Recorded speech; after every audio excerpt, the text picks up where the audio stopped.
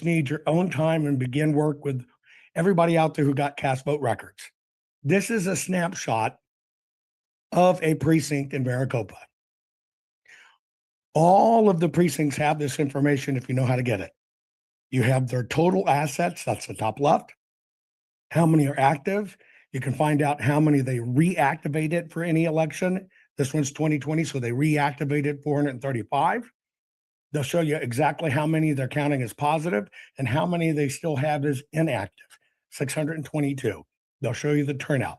Everything in our world relates to the precinct. You only need to know two things. Two things. Now, this is given that you can see the telemetry of the election. You know how many votes are coming in. That's where everybody was attacking the servers. But you only need two pieces of information to make it work, aside from time. You have to know exactly what the count is at any given time, and then you have to know by precinct exactly how many fungible assets do you have, meaning how many voters do you have to tap who have not come in and voted. This is primary what they do with the poll books, et cetera, to know who's there and who's been active. If we were just looking at this, and most people never do this, go backwards in time and look at your data. Why is it important? In Maricopa, when we were told it was an 87% turnout, if you were to look at 16, 12, 8 going backwards, you will find they've never had those turnout numbers. Everything plays by the precinct. I know I'm preaching to the choir. Understand your precincts, understand your numbers, because what we're about to do is reduce this to the ridiculous. Here's how it works. On my screen is a sample of a cast vote record. There are 6 versions of this. Write this down. Most people, when they did that, Mike Lindell Get the Cast Vote Records, got the last text file. That's exactly what the county says happened. But remember, if you're doing an audit, you're trying to find out what really happened, okay? So there's 6 versions. The cast vote records begin with the pre-image. That's when the ballot goes in the machine. Then there is the post-image, the image of, okay, what happened in between adjudication. And then there's the text file, which gives it in a text version. And there's 2 versions of each. So inherently, when you ask for the cast vote records, if you just ask generically for cast vote records and you don't know what you're asking for, you're going to get the one they certified that they say is real. Now, what you're looking at right here is a post image. This is one ballot header. You're looking at a before and after I want to draw your attention to. Here's why. The ballot is code. And take that literally. The ballot is code. When you have a Tesla car and it's doing automatic driving, it is reading lines in the road, street signs, cars in front of it, etc. It's reading everything around it. I want you to understand, one of the ways to understand what you're looking at is you got to understand that ballot is code as well. Forget the votes on it. That's not what this is about. This is about how can you understand the ballot code to find out what happened. Now, what I'm doing is I'm just pointing out some of the codes you need to look at if you want to find out how well your elections are run. So the top part above that teal line is the ballot header. If you look below, it's the same ballot header, but I have highlighted 3 things. There are 3 pieces of code there you need to know. What is it? Number 1, you see it says EV. EV. That means this ballot is an early vote ballot. All ballots have this. This is an EV code. You can get an EV 2 ways. You can get it mailed to you or you walk in early vote. Now, the left half of the code is the ballot coding that appears on a barcode in the bottom, which is that 70328.00. That's the coding of the barcode. But that middle part, that 328, if you look to the right, that's the precinct. So now you have 2 other pieces of code. You have, this is precinct number 328. The name of that precinct is Jackrabbit. Okay. So now we've gone beyond the ballot. At this point, we don't care what the vote is. We're just looking at what does the data tell us. So in this one, it's telling us they got an early vote from precinct 328, which is named Jackrabbit. I'm going to show you another just to train your eyes. Okay. So you're used to looking at them. Here it is, top and bottom. The top one is the same ballot on the bottom. What do you have on the information here? You can also tell it's an EV, it's an early vote. You can also tell that the precinct is 123, Colonnade. 3 unique pieces of information: Colonnade, early vote, and the precinct number. Remember, everything in our system operates off the precinct, approximately 175,000 precincts. Okay. You don't need any math rhythms. You don't need any of this to understand it. This is just simple data. Now, this one actually has more information on it when it comes to a coding standpoint, far more. Can you tell what it is? From the first two I showed you, what's different in this one? Remember, the top and bottom are the same. I've gave you a cheat. I highlighted the bottom. What's different? What's different on this one is it has a color designate. Do you see it? It says purple. See it right there? Plain writing. So this one actually has more information. It's purple. It's an early vote. It's precinct 374, and it's Loma Linda. All of those points matter because now you have multiple things to audit. So what I'm talking about is when you get this data, okay, you're entering just those points. That's all I gave you, just those points into a spreadsheet. Now, can you understand, looking at an original ballot, why this is important piece of information here? This says purple. You don't see any purple on it, do you? Not at all, but you see the word purple. That means when it was printed originally, most people never get the luxury of dealing with the real ballot, that bar to the left was purple. Here's an example. Now, when you're looking at a ballot in color, you have more code. You see the red printing up there? That's a piece of code. You see that yellow bar on the left? That's a piece of code. Now, what do we know in the difference between these two ballots? Well, the one below it is a green. But why isn't that bar green? The reason that bar is not green is because when you walk in on election day, they print the ballot for you on a print on demand machines. Those machines are black and white. If this one had an EV on the bottom, if it had an EV versus a ED and it was black and white, you'd know two things. Look up above. See, it says gold EV. That means it literally came in the mail. Why? Because we can still see it in color. When you walk in to do an early vote, and what they do is you're not using your mail-in ballot. They reprint the ballot for you. That ballot is now in black and white, but you can clearly see this originally started as a green ballot. All of this is information you need to know because these numbers are trackable. I'm going to show you how and why we use them. Now, if you only had the text part of the cast vote record, you could still derive this information. These are the pre-images. If whoever is getting them for you actually knows what they're doing, they'll get these. If you're just scrambling and screaming at a county, give me cast vote records, you're going to get it like this. Now, the information's still there. It's just in different places. If you look at across the header here, okay, you're looking at the tabulator that run it. That's 303002. You're looking at the batch number. It's very important by batch. You're looking at the batch number. You're looking at the number of ballots. If this batch had 200 ballots, this one's number 82 of 200. In that format, it's a TIFF, bigger, different image, and you can see exactly when it came on. But you see how you can still see the same information.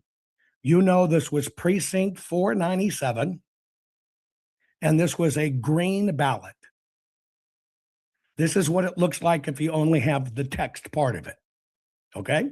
Now, in our system, most of you know me and Q codes and barcodes and all my patents for that, we basically created a new type of QR code regarding the precincts.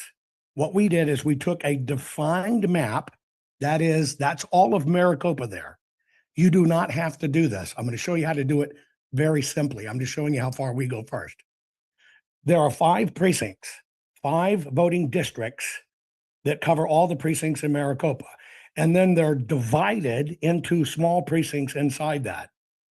If you were looking at any batch that ran in, we highlighted, we lit up the precinct, and you can see it here. It basically makes its own QR code. We can read this. We can look for duplicates. We can look to see if there's patterns we should recognize. Now, if you could zoom up on our maps, what you're looking at here is these are where 4 different precincts collide.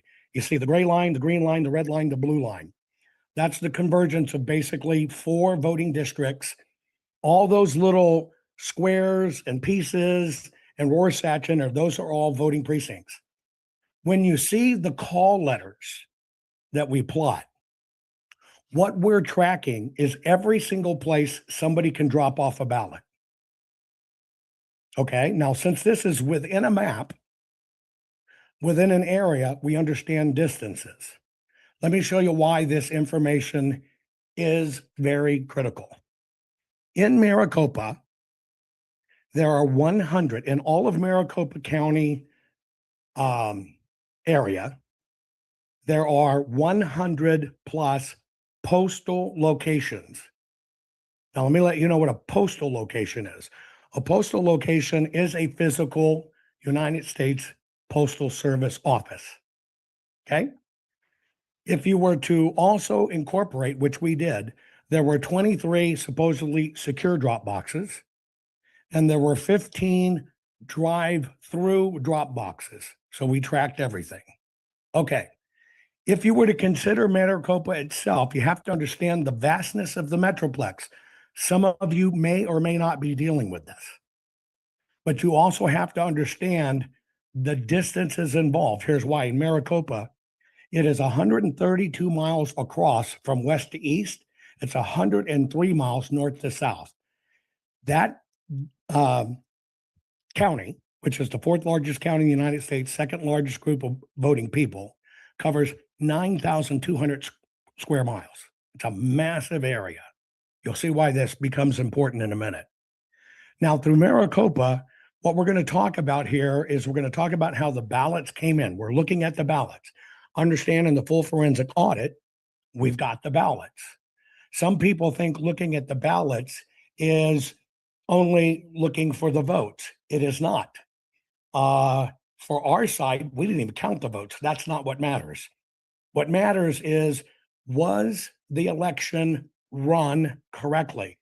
That's a maladministration issue. If your election was maladministered, you have the legal right to force the county to show you, no, we administered it correctly. That's maladministration.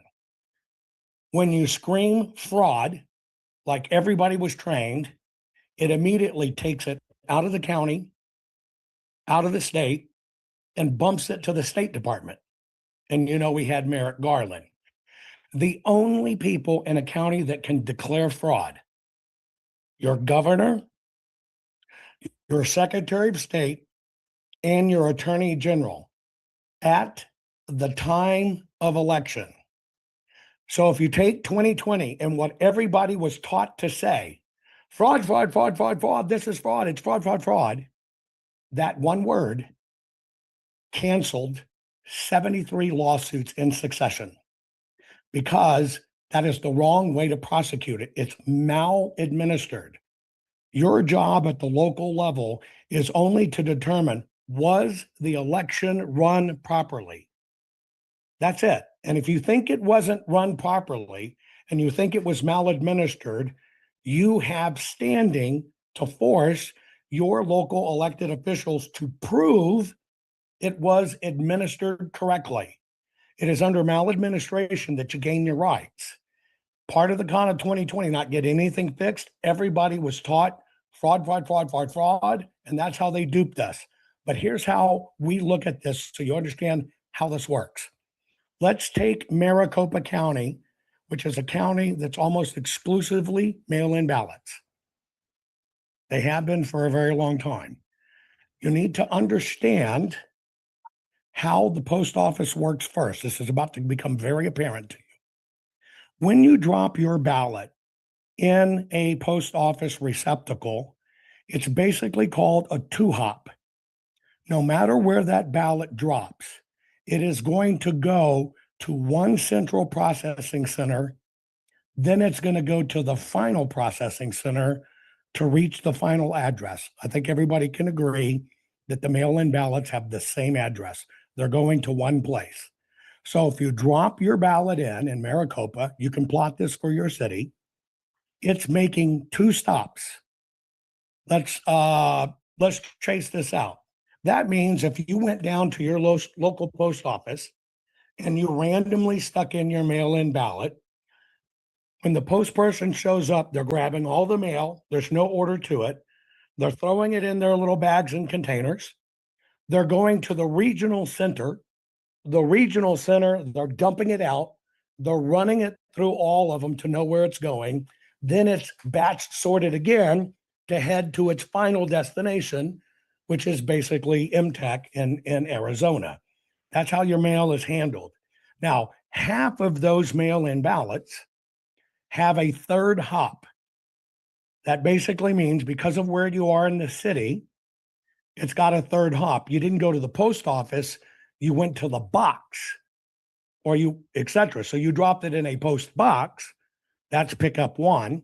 It goes to that post office, that's pickup two. It goes to the regional, that's pickup three, before you ever get to MTech.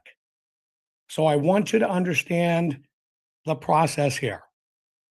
If any of you have ever worked elections, if you went to a drop box, you pop off the security seal, you open it up, and just here's all these ballots. They may or may not be in a bin. All you're basically doing is raking them into a bin. If you're somebody for elections, you're counting how many there are. So if you pick up 715 ballots, you're going to say there's 715 ballots. You're going to basically, here's the code I cut off, here's the new code I'll put in, here's my name, etc. It's all trackable. Same with the post office. They're just going to gather them up. They're just going to drop them in. Now remember, batches for elections are different than batches for the post office. Batches for the post office is how is mail handled. Batches for elections is how do we manage the election. And the average batch size for elections is about 200 ballots. That's going to become very important here in a moment. Now, I want to remind you, this is the only evidence left, folks. We can recreate the entire 2020 general election. Every person, every signature, everybody who touched it, every place it went, everybody was involved.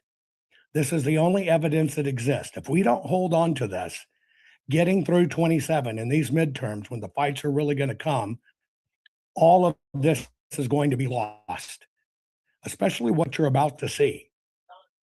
Let's move forward. This is called a batch.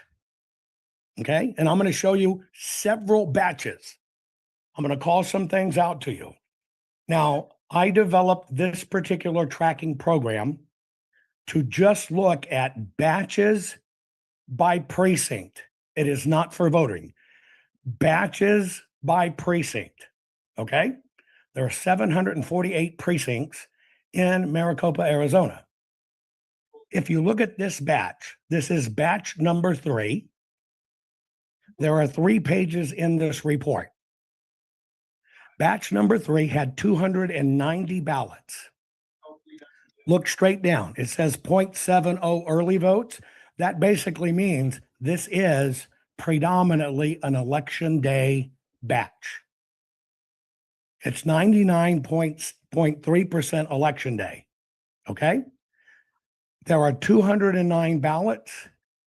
There are 201 precincts reporting. 201. Okay? Now, when you understand how they laid out the land in Maricopa, 748 precincts, they had over 200 voting places you could walk in and not get COVID. When you understand the ratio, we should be seeing about 20 to 40 precincts per batch. We're not. This one, we're seeing 201 precincts in one batch. How we count it here, we give them color bars. You see, you can see all the numbers are the same. All of a sudden, you get 6 ballots, then you get 5, then you get 4 at 4, then you get a bunch of 3s, some 2s, and then all of a sudden, all we get is 1 for pages. Now, this is why the precincts matter. The majority of these precincts are 100 miles apart. Some of them 80, 90 miles apart from where this originated and got dropped. So you have to ask yourself, why would somebody go to a place you can vote in person, but their actual precinct is 97 miles away? So we chart every bit of this. So what we notice is, wow, this looks like this is being managed. You see it right here. We call it measured rhythms detected. We measured this against things in the past. 97% of these, we're saying something's going on here. Let's look at another batch. Here's another batch. I'm going to teach you how to read it. That's right here. Okay, this is 291 ballots. This one is 3.64% early vote. So again, this is a blended batch. Okay, so it's 96.42 election day, the rest early vote. We see the same thing. We're hitting the same 98% number. All of a sudden, they come in and it just goes 1 across the board. I'll show you a few more. This is batch 33. We're just going later. This one is 2.17% early vote. 149 ballots in this batch. This one has 101 precincts. Same thing. You hit this weird rhythm based upon where they were picked up or where they came in. And then all of a sudden, it's just straight ones. That never changed, even in the early votes. If it was 100% early vote, it never changed, ever. Never changed. You can look at it here. This is basically telling you that 198 people early voting, dropping in their ballots in this one batch. Somehow, 95% of them came from all different places across the Metroplex, and that batch got there. So the first thing you start thinking about here is go, wait a minute. Are these things sorted in any way? Number one, when the Postal Service picks them up, they do not sort them because they only have one destination. That's the MTech Postal Center. So the local postman doesn't pick it up. All they're looking at is where did it come from, where it's headed by that address. It goes to the regional center. It's dumped in with a bunch more. Never sorted. It goes to the final center before it gets to MTech. It's even more ballots. No sorting is done. Zero sorting is done. Now that's key to this. Let's keep on going. The key part of this is it just keeps on happening. So we try to understand what in the hell are we looking at that all of this has in excess of 90% of every single batch is showing just one ballot spread across all these other precincts. And it just keeps happening time and time again. It doesn't matter what it was. I just went from batch 3 up here. Let's see, this is batch, you can see at the top, batch 3. This is batch 12. This is batch 33. This is batch 9,569. Same thing. Basically, what you have in Maricopa is you have 10,000 plus batches, and every one of them have this same feature in it. Every single one of them have this weird anomaly that somehow they got predominantly sorted, 90+%, into one for each precinct. Now, the mail doesn't run that way. So you understand we have to investigate, okay, how does the mail do this? All those pieces, if they were to enter the facility on the same day and they get to the Postal Service can handle in their sorting machines about 30,000 to 40,000 letters per hour per machine. That's their sorting capabilities. But in these, there's no sorting. They're going to the same place. Now, what they turn around and do is now it's gone through either 2 or 3 hops. They reach in bulk, they grab anywhere from 500 to 700 of these ballots, and they basically put them in a tub, and then they pack those tubs, those trays. There's about 430 to 600 trays for just 300,000 alone. Okay. They just stick them in there. There's no sorting because they're all going to one place. Now, what happens is the batch sorting occurs, if it's going to occur anywhere, it's going to occur at the tally facility. Now, this is where they take all of those ballots that come in bulk, and supposedly they just reach in and they pull out 200. So what we're supposed to understand is they get these big deliveries from the Postal Service. Here comes these tubs. Somebody at MTech reaches in, grabs 200 just so they can manage the load and say, okay, here's a batch. Well, MTech does not sort ballots by precinct at all. There is never a sort. And anywhere in the process, there's never a sort done. And you got 10,341 batches exactly this way. 10,341. What does it mean? Well, basically what it means, now you understand, this is where math does come in. We have made no assumptions. There's no fractal, there's no polynomial, there's no p-caps, there ain't crap here.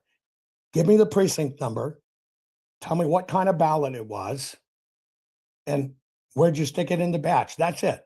We're not making any determinants about who got the vote, where did the vote go, any of it. It doesn't matter. This is why the paper is the only thing that shows conclusively what happened. And remember, anything you do on a machine to manipulate a vote, at maximum, it's a $1,000 fine misdemeanor. And that doesn't matter if it's 1 or 1 million, it's only one fine.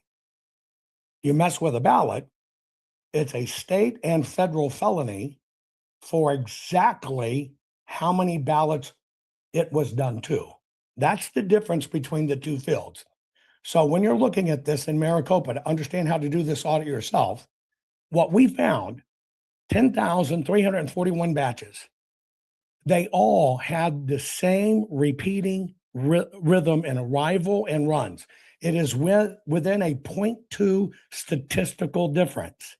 By the way, that 0.2 statistical difference is exactly what Biden won the election by. If we go into it deeper and let the math speak to us, here's what the math says. This is math. And by the way, we've got 3 other very large auditing firms who have now confirmed this. These are not our numbers. These are their numbers now. We handed over all our data, had everything re-audited. Here's what they say. It's called a p-value. In auditing circles and forensics, it's called the p-value. It is what assesses the ratio that this is what happened. The p-value that this occurred organically is basically whatever number to the 10th power with 200 zeros. If you wrote that down, you would write 1, 2, 3, 4, 5, 6, 7, 8, 9, 10, and then you would put 200 zeros behind it to get the odds that this occurred in a natural voting behavior. Now, based on that probability, they know that this has been managed to be indistinguishable. You can only find this if you look at the precinct.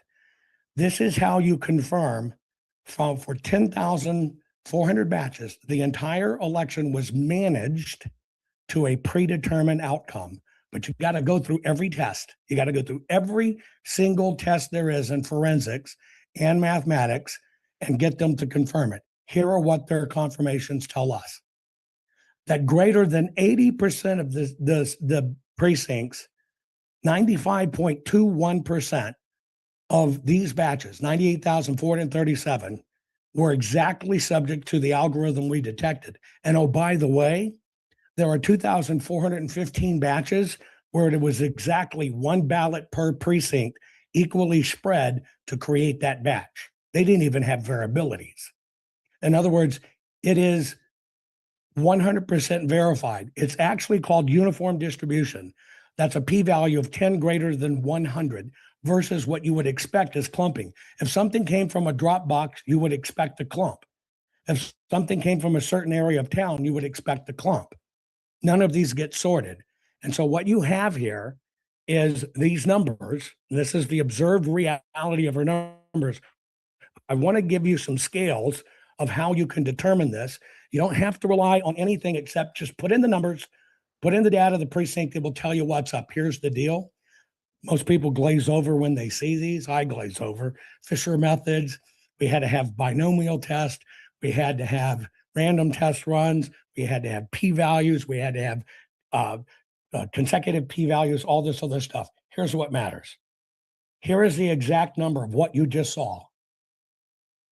It would basically say there is a smaller chance of this happening by pure randomness than there is of winning the Powerball jackpot every single day for 10 billion years straight.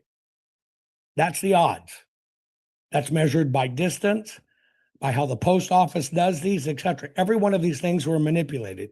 You would have a greater odd of winning the Powerball every single day for 10 billion years.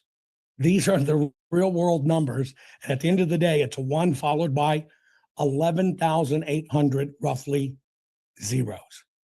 Just so you understand, this is less likely than every atom in your body spontaneously quantum tunneling to Mars at the same exact time, or that you could likely guess a random 300-digit number correctly on the first try, or that you can flip a coin getting heads 830 times in a row.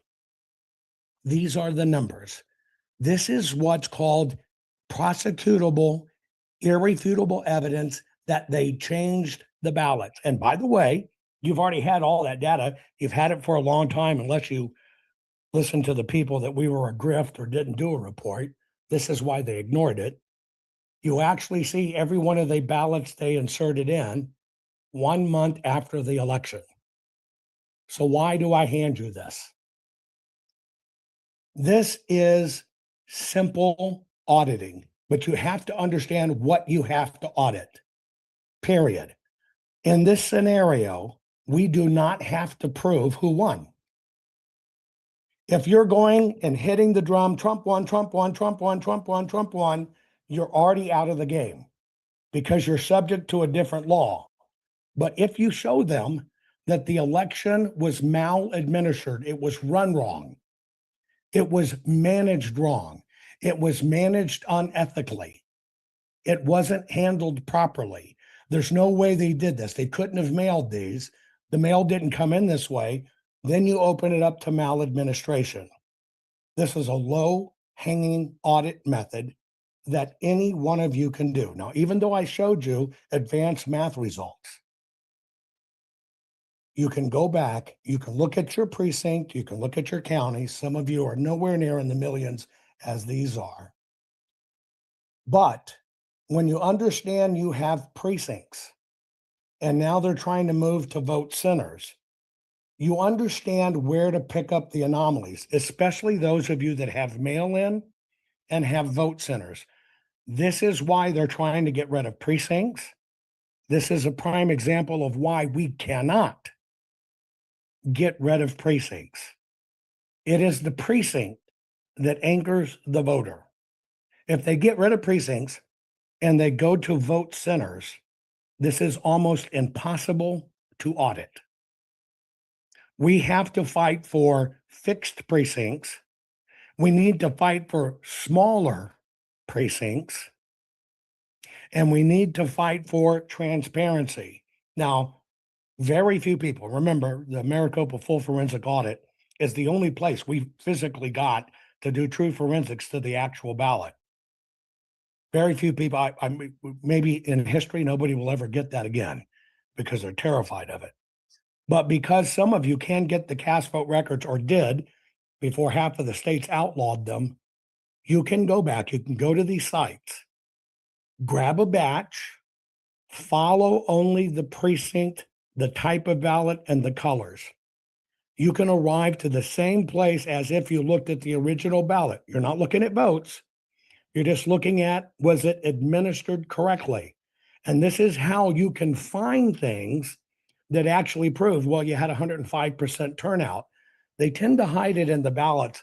Then they'll tell you you're crazy when you try to do it by the voter rolls.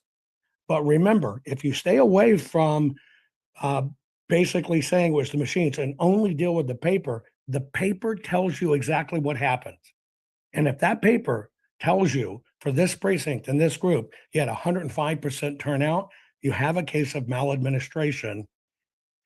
That's how you fight this. That's how you defend it. Folks, this is the only evidence in the world like this. And by the way, I just showed you one of 25 different forensic examinations we did. All of them show the same thing in a different way. This is why they're trying to wait us out. This is why the left attacks us. This is why the right attacks us. This is why they tell you not to listen, because the paper's a felony. This is racketeering at its worst case. They want you to stay on the machines because it's a misdemeanor that'll never get fixed. I yield. Thank you. Jovan, people are texting me how they reach you, where they get on your program, et cetera, et cetera. My program is on Rumble every day, 7 a.m., 7 p.m., 7 days a week. It's Jovan Hutton Pulitzer, my full name, Jovan Hutton, Pulitzer, Pulitzer. It's also my email at Gmail. I don't care. They read everything anyway. I have nothing to hide. You can find our Give, Send, Go. I'll put it in chat. You got to understand how critical this is. They try to wait out the game so everything's destroyed. Even if you can get to court and the court says we need to see the physical evidence, that physical evidence is gone.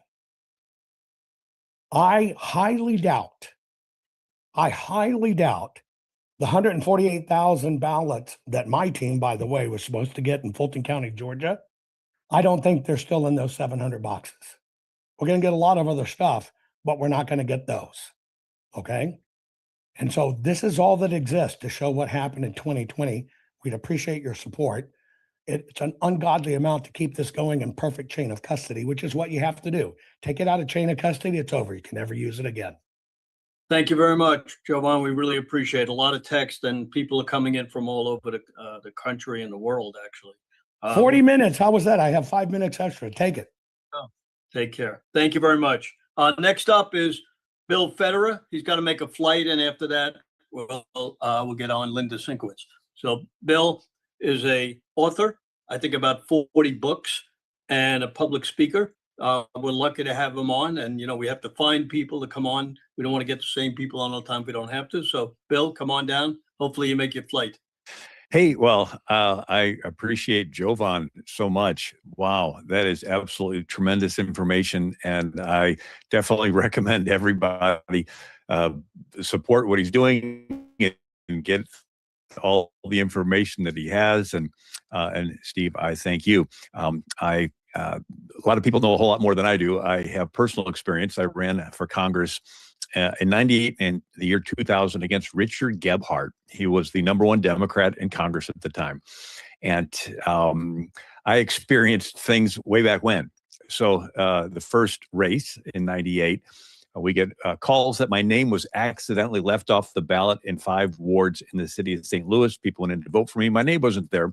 And so when we brought this up, the response was to keep the polls open till midnight and just tell everybody to come back and vote again, which obviously there's no way that you can tell who voted and who didn't if they're coming back a second time. The next time, 2 years later, I ran against Richard Gebhardt, and it was a big race. We had the president's uncle co-chair my finance committee, Bucky Bush. We had the top 3 members of the U.S. Congress come in and campaign for me. At the time, it was the Speaker of the House, Dennis Hastert, Dick Armey, J.C. Watts. We had Ted Nugent during commercials, and Pat Boone, and Art Linkletter, and Zig Ziglar, and Alan Keyes, and Judge Roy Moore, and Phyllis Schlafly, and Chuck Norris. And anyway, it was one of the top, most expensive congressional races that year nationally. But the second time I ran, there was a person named Robert D. Odom who supposedly went in to vote, and his name was not on the registered voter list. So he brought a lawsuit to keep the polls open late. I sat in the courtroom on election day, and the judge ordered the polls to stay open till midnight and tells everybody to come back and vote again. The next day, they found out that Robert D. Odom had died 2 years earlier. It's like, well, who brought the lawsuit? Well, somebody in the Democrat Party. And it went from front page to back page till it was forgotten. And then at this time in Jefferson County, I was ahead, and then the electricity goes off in the Board of Election. When they reboot, I go from being ahead to behind. And when we asked, why did the electricity go off? Oh, the construction. Like, who's doing construction on election night? And then I stood in front of Guffey Elementary School. It was the largest precinct in Jefferson County all day in the cold. That night, our volunteer at our watch party, I get a phone call, and our volunteer at the Board of Election in Jefferson County said they can't find the box of ballots from Guffey Elementary School. It's like, I stood in front of that polling place in the cold all day, and you're telling me they can't find the box of ballots? Who's in charge? Well, some 80-year-old lady, and she went home 2 hours ago. Well, who else is in charge? And we finally do enough asking that they find the box of ballots in the basement, and one person brings it up on a cart where the law says every box of ballots to be in full view of a Democrat and Republican until it's counted, and everybody sees there's only one person, so it wasn't. Anyway, then we had nursing home ballots. And the one lady, she said her mom had voted, and she goes, my mom has Alzheimer's. She does not even recognize me anymore. How did she know who to vote for? They said, oh, they had somebody help her. And then we looked into voter registration, and 75 people were registered to a city parking lot. And for those not familiar, they want to have more registered voters if they died, move out, or whatever, because then they can do the voter fraud and it'll be less than 100% turnout, and they won't question it. So these are just some of the examples when the urinal was stuffed in the Georgia election counting facility, and they decided that there was they called it a plumbing main break or something, but it wasn't. But they cleared the building to do what they did. I had people call me that I hadn't heard from in 20 years. And I said, this reminds me of what they did to your race. So these are tactics that have been perfected, and now with computers. So Phyllis Schlafly was a friend of mine. I knew her for 40 years, believe it or not. And I spent 2 years with Phyllis Schlafly collecting all the stories of voter fraud from all around the nation, and compiled them all from all of her Eagle Forum members. One was a lady in Texas, and she goes to her mailbox, and there's all these voter cards for people with names that she didn't recognize. And when the yard group comes up to do her yard, she says, are these your names? They go, oh, yeah, they are. Thank you. And they said somebody came by and said it would help them become a citizen if they could register to vote. And they didn't have an address, so they used her address. But one thing is for certain, there was a Wall Street Journal article back then. A woman named Mercuria, she got her doctorate in voter election fraud in machines, and said you can have accountability or anonymity. You cannot have both. Now, for those not familiar, in America, you used to not be afraid of let people know who you voted for. They would even print the recommended ballots in the newspaper, and people would put them in their pocket, and there would be different colors, a pink ballot or a blue ballot. And as they would go to the polling place, they would proudly show, sort of as a bumper sticker, who they were going to vote for. In the Deep South, after the Civil War, the Democrats would frisk Black people who were going to vote. And if they had a Republican ballot, they called it the Radical Party, they would accost them or lynch them. And so the idea was to borrow from Australia the idea of having the names pre-printed on a ballot inside the polling place. So you didn't have to carry something with you so that you wouldn't get lynched. But prior to the Democrat, of course, the Congress also, Ulysses S. Grant passed the Ku Klux Klan Act to stop the Democrats from doing these lynchings. But you can either have accountability or anonymity. You cannot have both. The SAVE Act is what we need to pass. I think we need to call Thune's office and tell him that needs to get through, because if we don't, as has already been shared, if we don't secure the midterm elections, they win, it's impeachment, it's over. They won't stop with Trump and the administration. They'll go off after all his supporters. I just did an article on what happened when Jimmy Carter abandoned the Shah in Iran and let the Ayatollah take over, and he hunted down all the Shah supporters and killed them, tens of thousands of them. Even Ronald Reagan mentioned it in the speech. And so they're not content with going after Trump. They want to go after you and me. We have to win the midterms, and we have to have secure elections. We have to have this SAVE Act passed. And I just encourage everybody to call Senator Thune's office and say this needs to be top priority. Thank you very much. Have a good flight, and we'll get you on again. Next up is our good friend Linda Sinkowitz, fightvoterfraud.org. She has a great show on the OBBM network. Thanks for coming down, Linda. Thank you, Steve and Raj, for having me on. The big thing that we are pushing everywhere is our Operation Verify Voters 2026. What we would like to do is train as many people as possible, because there's some people who also don't like to join groups, but they want to do something. Who better than to know their own street on who has moved, who has died? So we really want to drill it down to the people within the community and show them how they can make a difference. And they definitely can make a difference. We will also hold their hands if they don't want to submit the stuff themselves. We'll show them how within each state how to challenge the people that should not be on the voter rolls. So the easiest way to sign up for this, just go to our website, fightvoterfraud.org, and there's information on there. You can send an email to info@fightvoterfraud.org.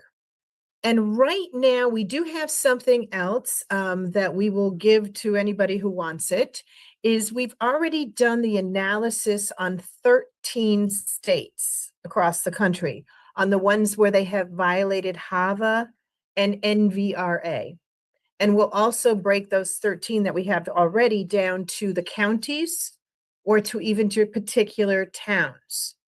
We've decided that we are not sending the information anymore to election officials, because it's an absolute waste of our time, because we wouldn't have to be doing the analysis and showing where all the issues are if they would actually just do their jobs and clean the voter rolls. So what we're asking people to do again is, sign up for our classes. It only takes about 15 minutes, very simple. We do have some other advanced classes as well. But again, we want to get as many people as possible looking after their own community. We know how important 2026 elections are in this country, and we really need to have as many eyes and ears out there as possible. My assistant and I will also travel. If you have a number of people that you want us to train in person, we can work that out as well. Otherwise, we do most of the training online.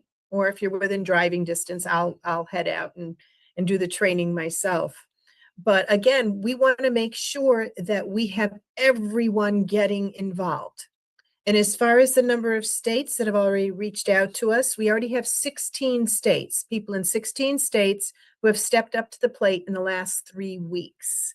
So we would really, truly appreciate if you have an organization, contact me as well.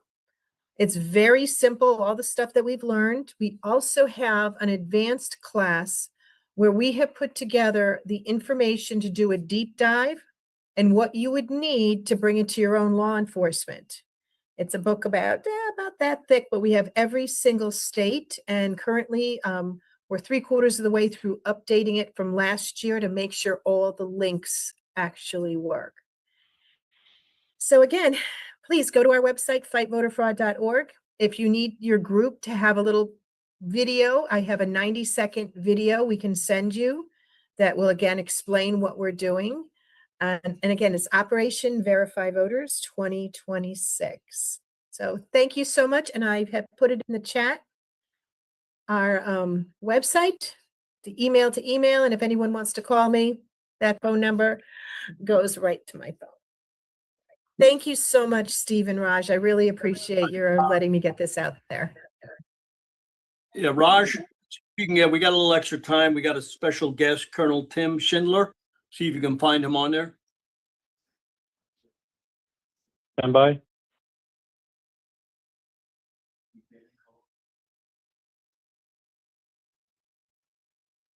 Dr. Schindler, go ahead and if you want to turn your camera on, you're up, sir. Go ahead, please. Yeah, thank you. First off, let me get this here for you.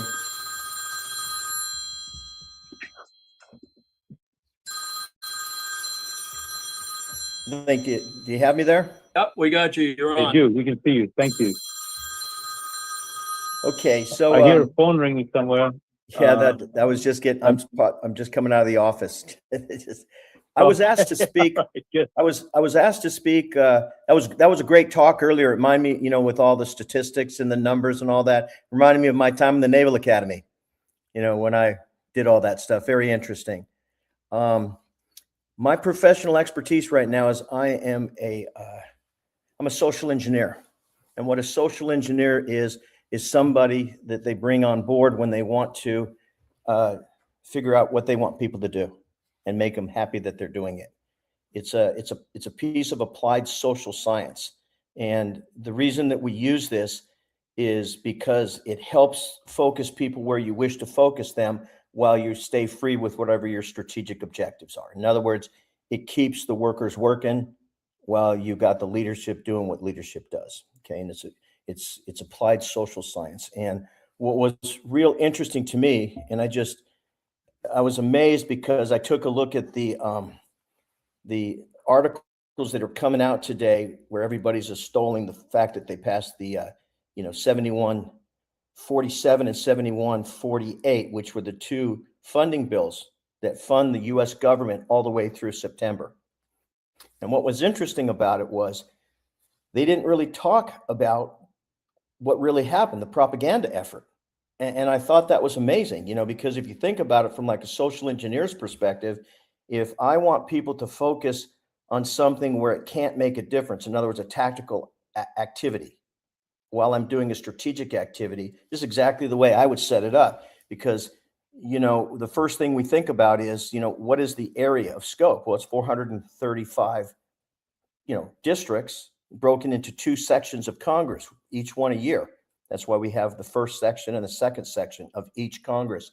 And what was really interesting is on the very first day of the 119th Congress, probably the most seminal piece of legislation, maybe in the last 100 years, was actually introduced into the Congress, and then it was pushed out on April 25th, 2025, which would have been in the very first section of Congress.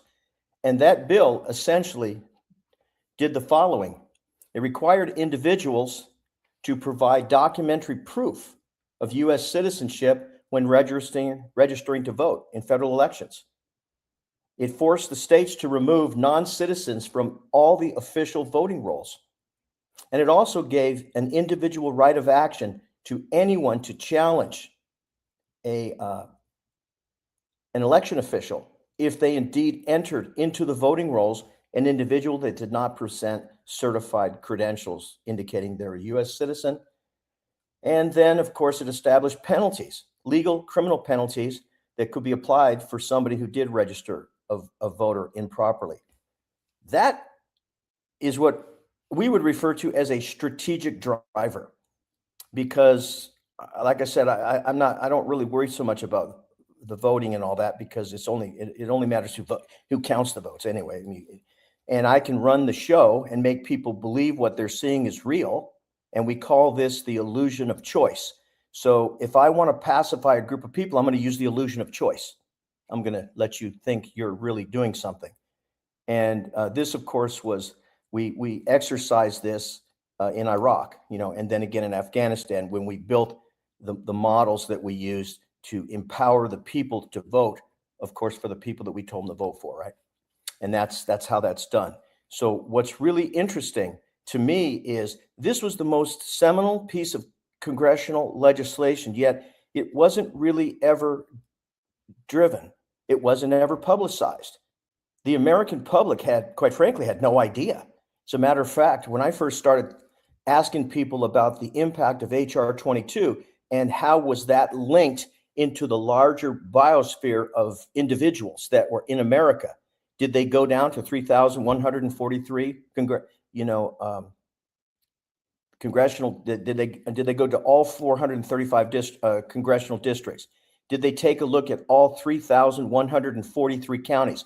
Did they bust it out and say, hey, this is the most important piece of legislation that we will see? As a matter of fact, if we don't get this legislation passed, the next election cycle is going to be moot because strategically you've already been defeated. Because there. So I took a look very carefully, and at the Safeguard American Voter Eligibility Act, it was never even included in the omnibus. Now, what's really interesting is the people who actually do this, and that would be the people who sit down, and that's why you talk to the Speaker of the House, you talk to the senior Democrat, you talk to the pro tem of the Senate, which is Grassley, and then of course you talk to John Thune, and then you talk to Schumer. They pacified the population by throwing tidbits to them and all this kind of stuff. It was all exciting. But if you take a look at the soundbite that's coming out now, it says, very bad, 21 members of the House, all Republicans, very bad people. They said that they would not vote. Doctor, 1 minute. Okay, you got 1 minute, Laura. Yeah, they would not vote for the legislation if it didn't include the most seminal piece of protecting the vote. And they didn't do it. So strategically speaking, they accomplished the larger goal. So the pacification operations to the public for voting in the 3,143 counties isn't really going to matter, quite frankly, because the vote anomaly is there.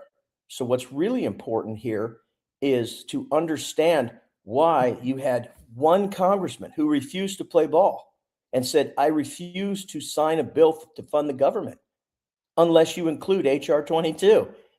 And that he's being pilloried right now. I don't have any great love for him, but the reality is he's the only guy that voted his conscience. 110 congressmen said they would not sign another piece of legislation unless it was included. But when vote day came, guess how many actually followed through? And the guy's name is Thomas Harold Massey. And he said, I'm not going to do it. And I refuse to sign it. I will not. And my question is, how are the linkages being done? Does the public understand this as part of your overall strategic campaigning? Are you linking that together in 3,143 counties? Is that being synced with 435 congressional districts?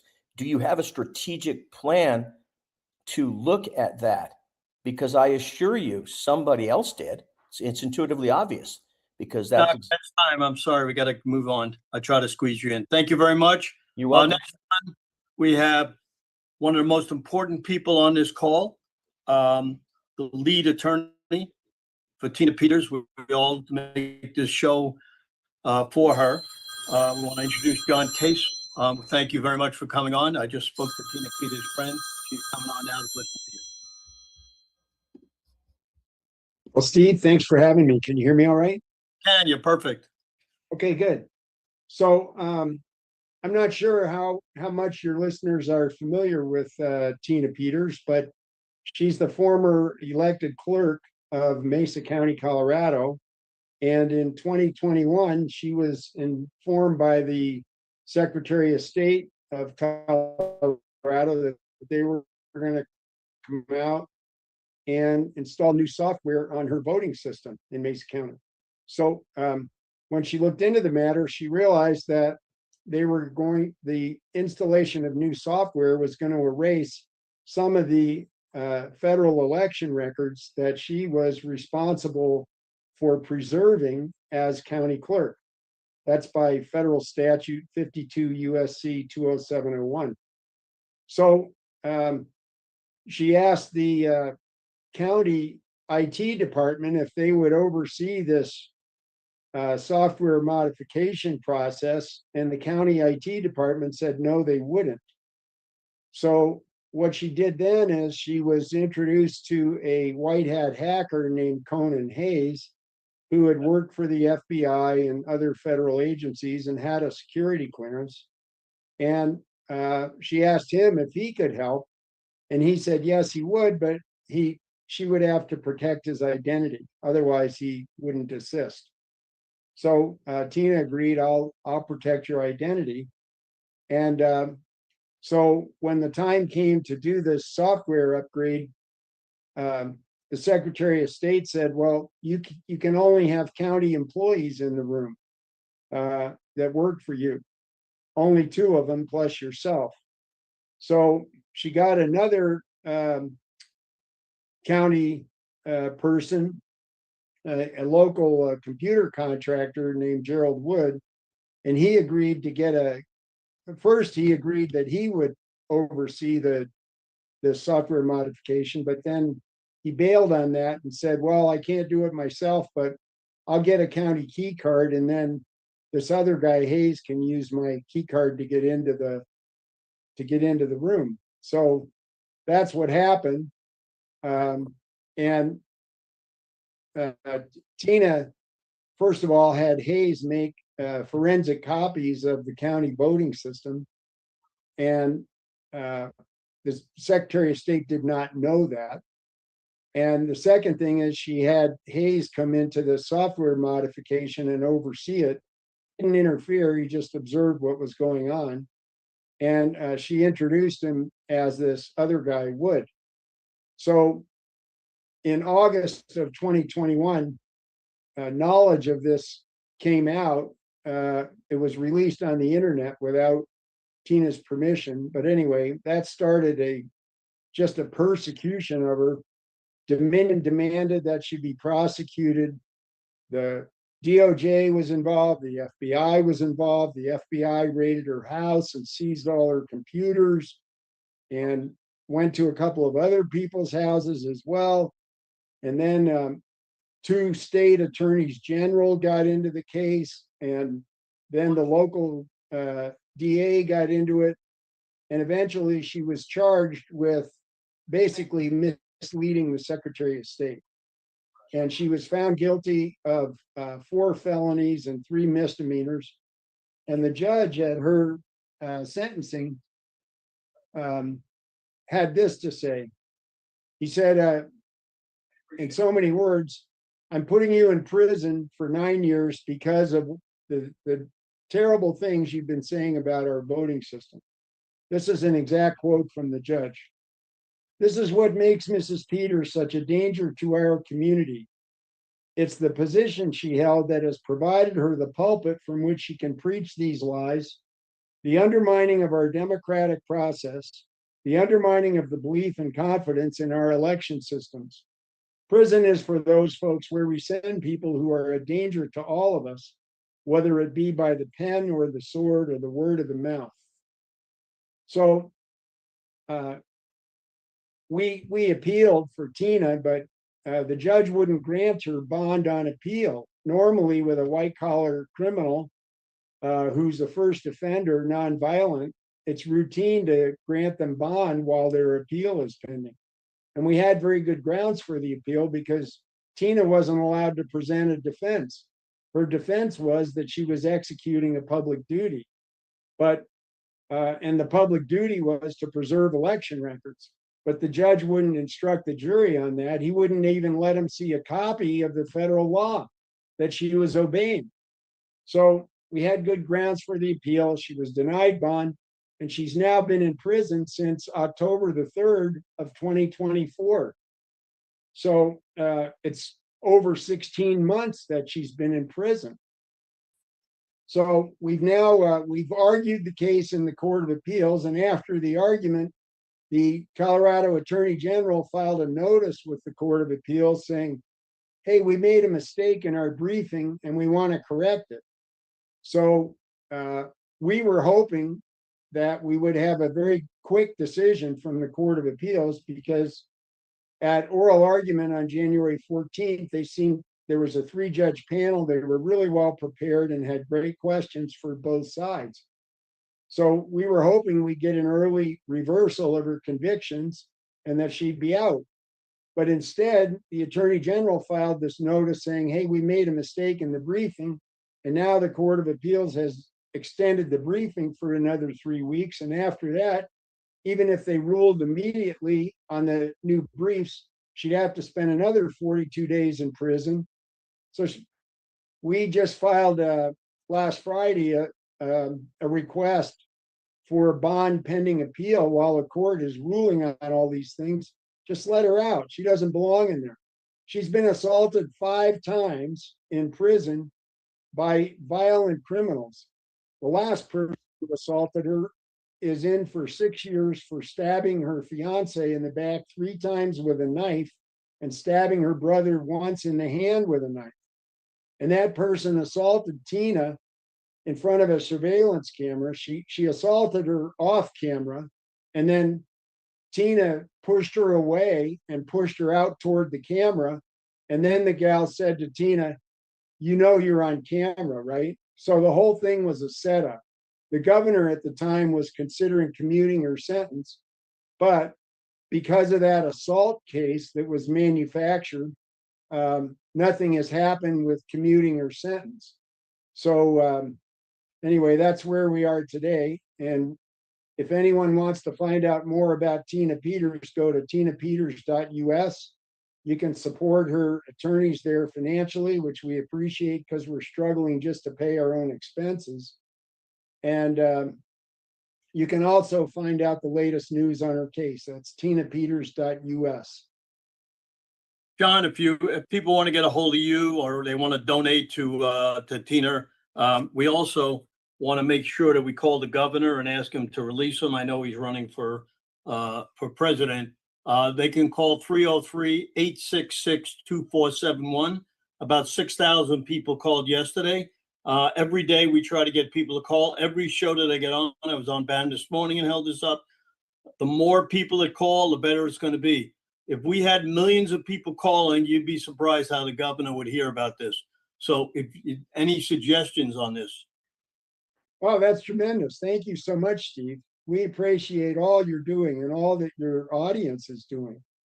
Yeah, Tina has tremendous support nationwide. We're very grateful.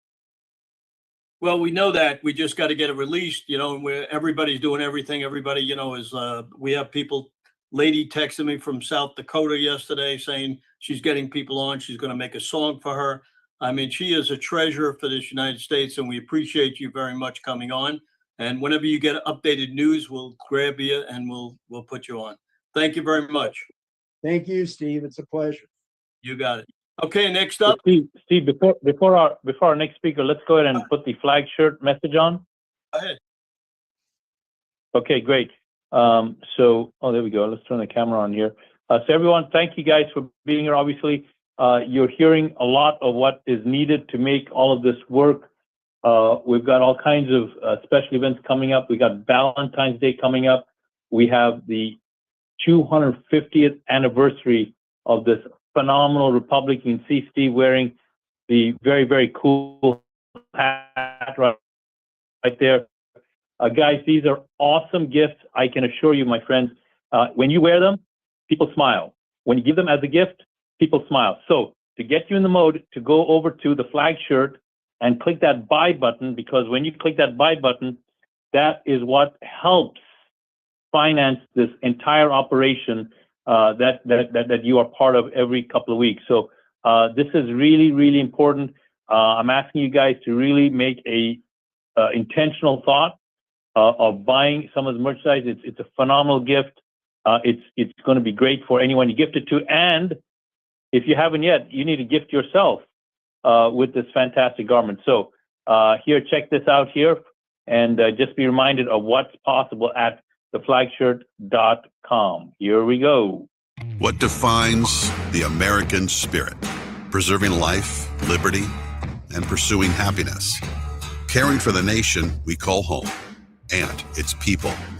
As patriots, it's our duty to drive the entrepreneurial spirit, pushing hard, reaching for success, sharing patriotism, because the American way of life is for all to live. The Flag Shirt, where freedom reigns. Thank you very Okay, much. so there you have it. And again, just look at our model here, Steve Stern, modeling this fantastic, beautiful hat here, America 250. Guys, this is going to be everywhere. People are going to be wearing these garments all over. So please, please, please help us, help election integrity. Oh, there you go. Hang on, Steve. Let me just put Steve on here as a standby. Let me just add him spotlight. Okay, great. Check this out. Look at that gray shirt, United States of America 250th anniversary. Steve, do these come in other colors or just this fantastic gray? About 10 different designs. This hat just came in, which I'll change.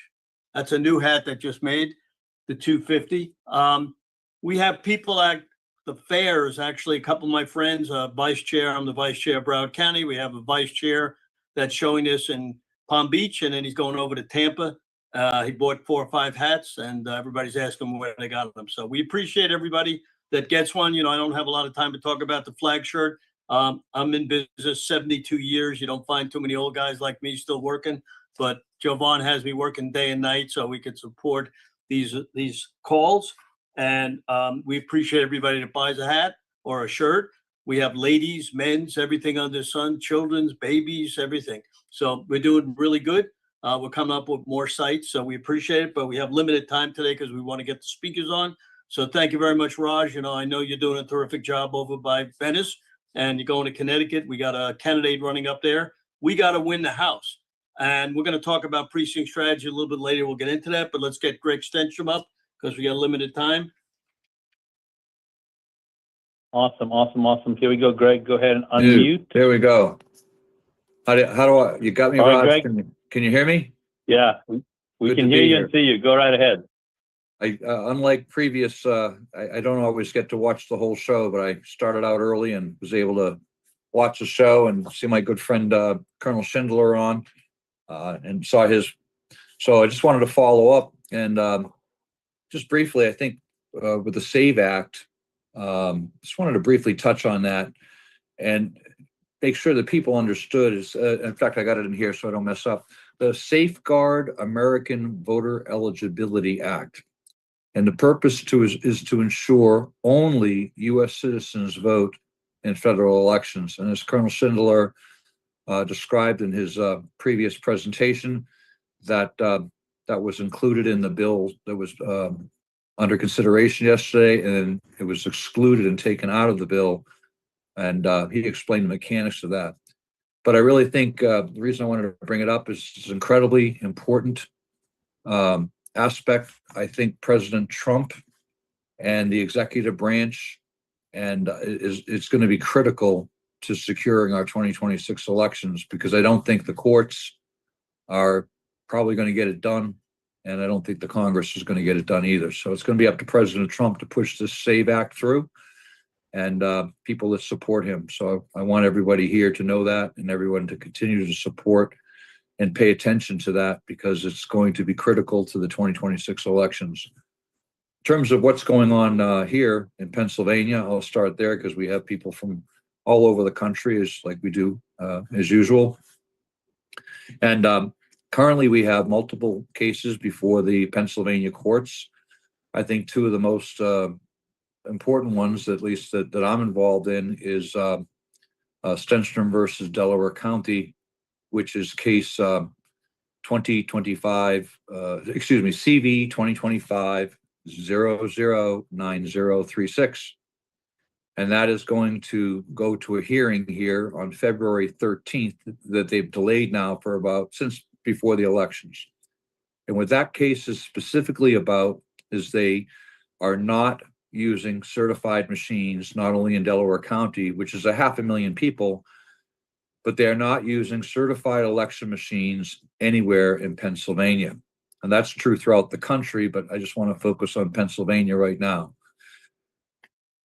It is federal law, federal statute under 52 USC. It's a federal statute that machines must be certified with legitimate code that's tested and that is verified and has a signature authorized by the EAC.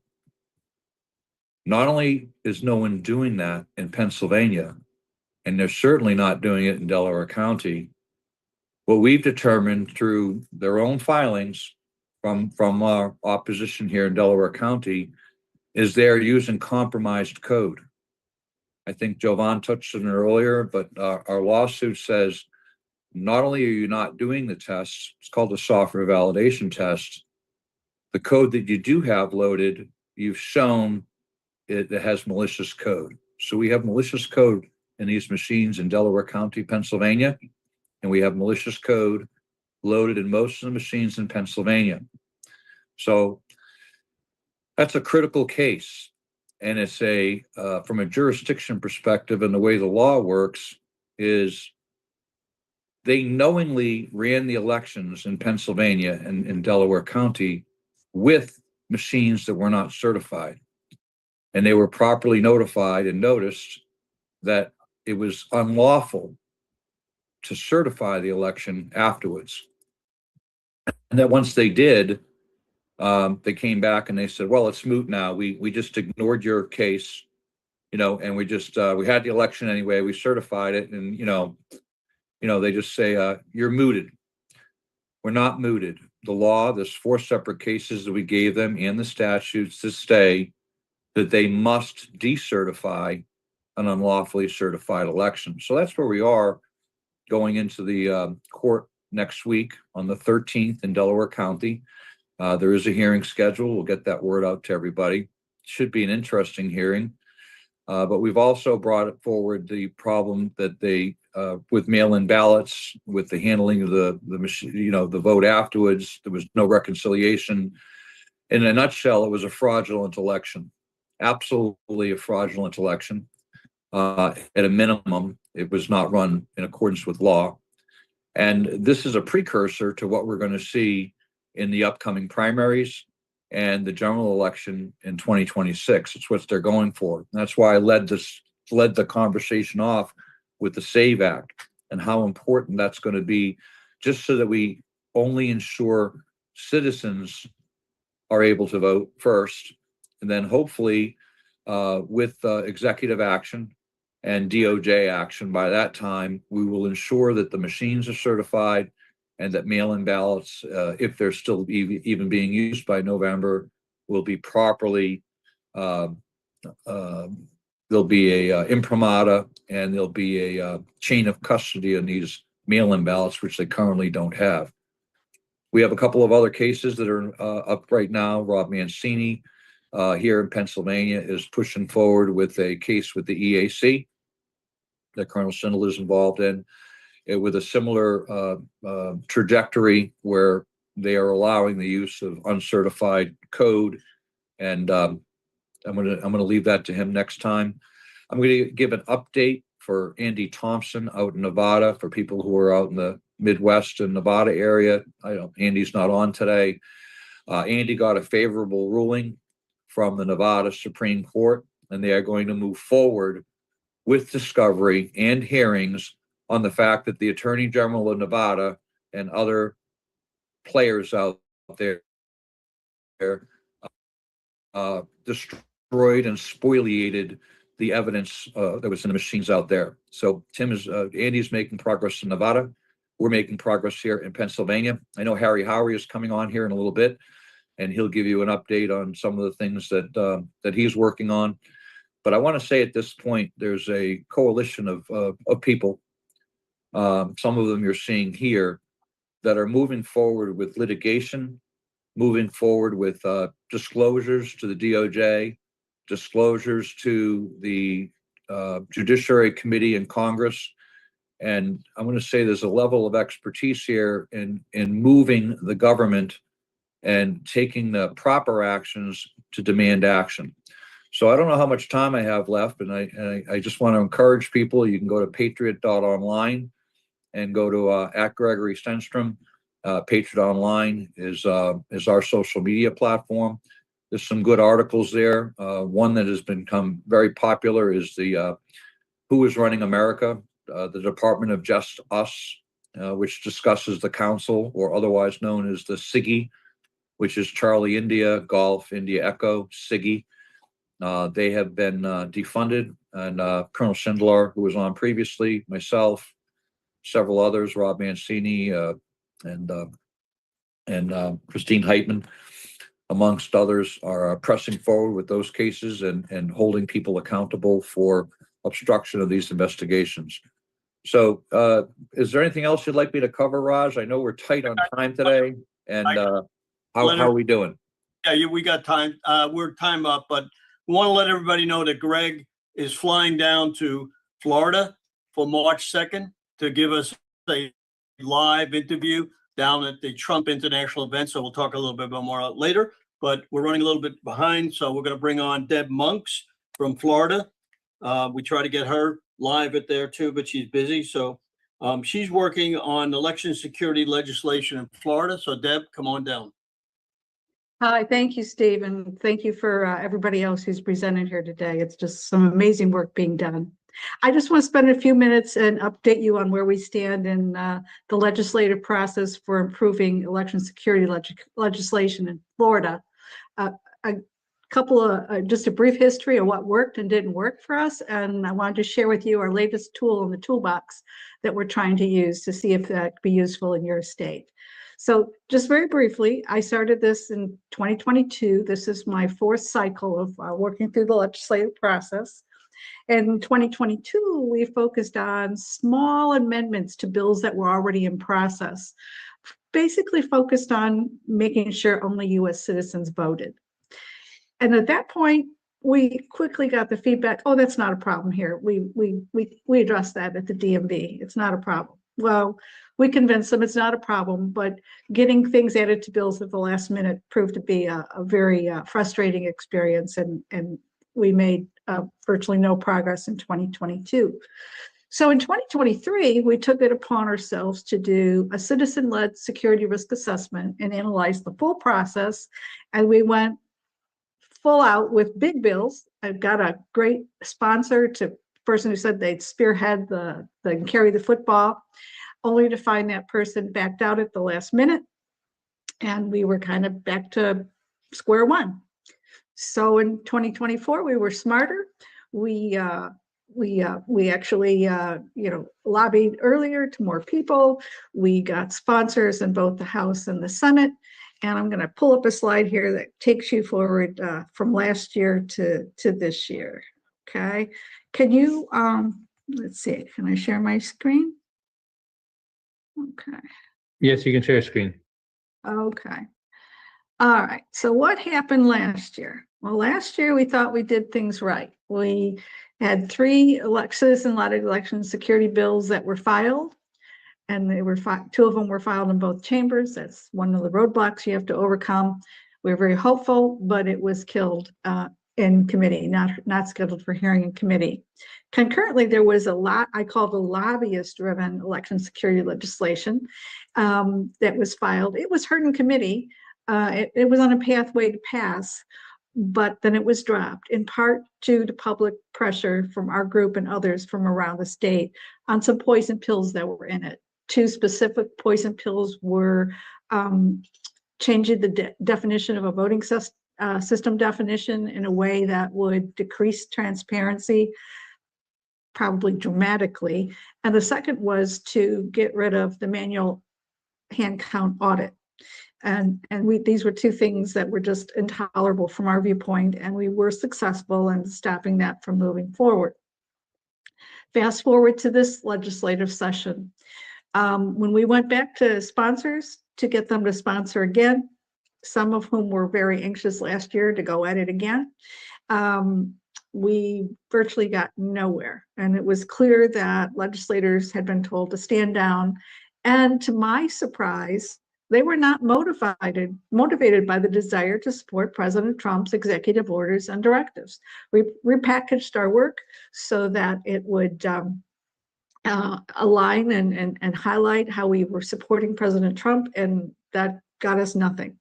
We ended up with only one citizen-led election security bill, and that was on U.S. citizenship. That is the topic we have been most successful in getting farther in the process. But once again, we couldn't get a senator this time, and so our bill is not heard in committee. And it was clear we weren't going to go anywhere on our own, so we wrote a letter to the Secretary of State and state leadership in the legislature for multiple nationally recognized election security groups, including Defend Florida, including the Florida Republican Assembly, including Joe Hoft, including Unite for Freedom. And we listed all of our findings and provided all of our data in a simple, concise form and asked for a meeting. Absolutely zero response. This was even made into an open letter published by Ann Vandersteel and Joe Hoft. Absolutely no response. And then lo and behold, here comes the lobbyist-driven legislation again, had the same two poison pills as it had the year prior.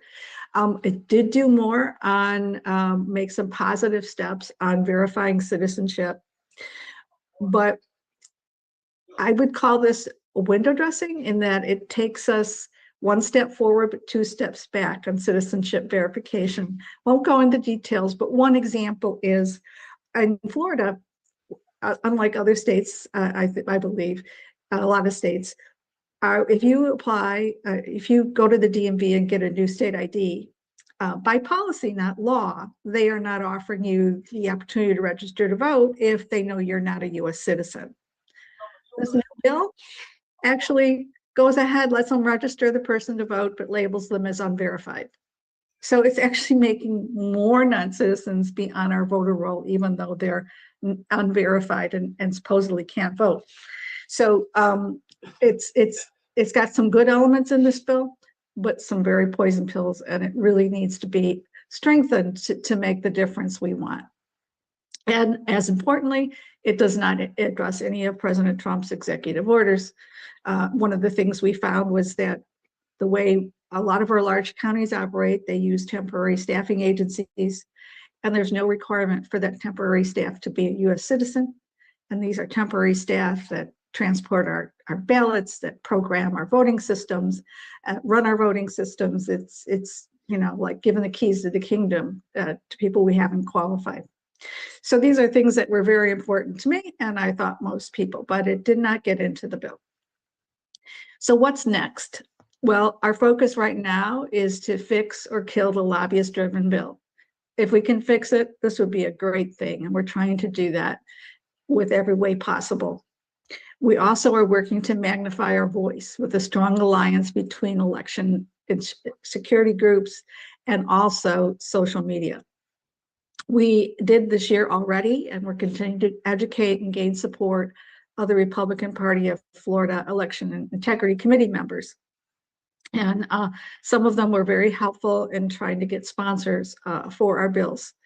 And we are trying to improve communications with the Florida Supervisors of Elections Association. The previous leadership there kind of shut us out, but the new leadership on the legislative committee we're in open dialogue, and I'm hoping we can have some positive outcome from that. And our new ask, okay, we started with, here's the legislation we want. Didn't go on it. Then we went to say, you know, here's the needs, the problems we're trying to solve. Go ahead and solve them with your own language and methods. No response. So now we're back to, please do an independent security risk assessment like we did, and you'll see for yourself where the problems exist, because it's a he said, she said. And right now, if a citizens group says this, but the Secretary of State says that, everybody's going to just take the Secretary of State's word for it. An example is vote by mail chain of custody. We obtained records from across the state. We analyzed the chain of custody docs and said, ooh, big problems here, there. Some counties did very good, but some counties, especially the larger ones, were very sloppy.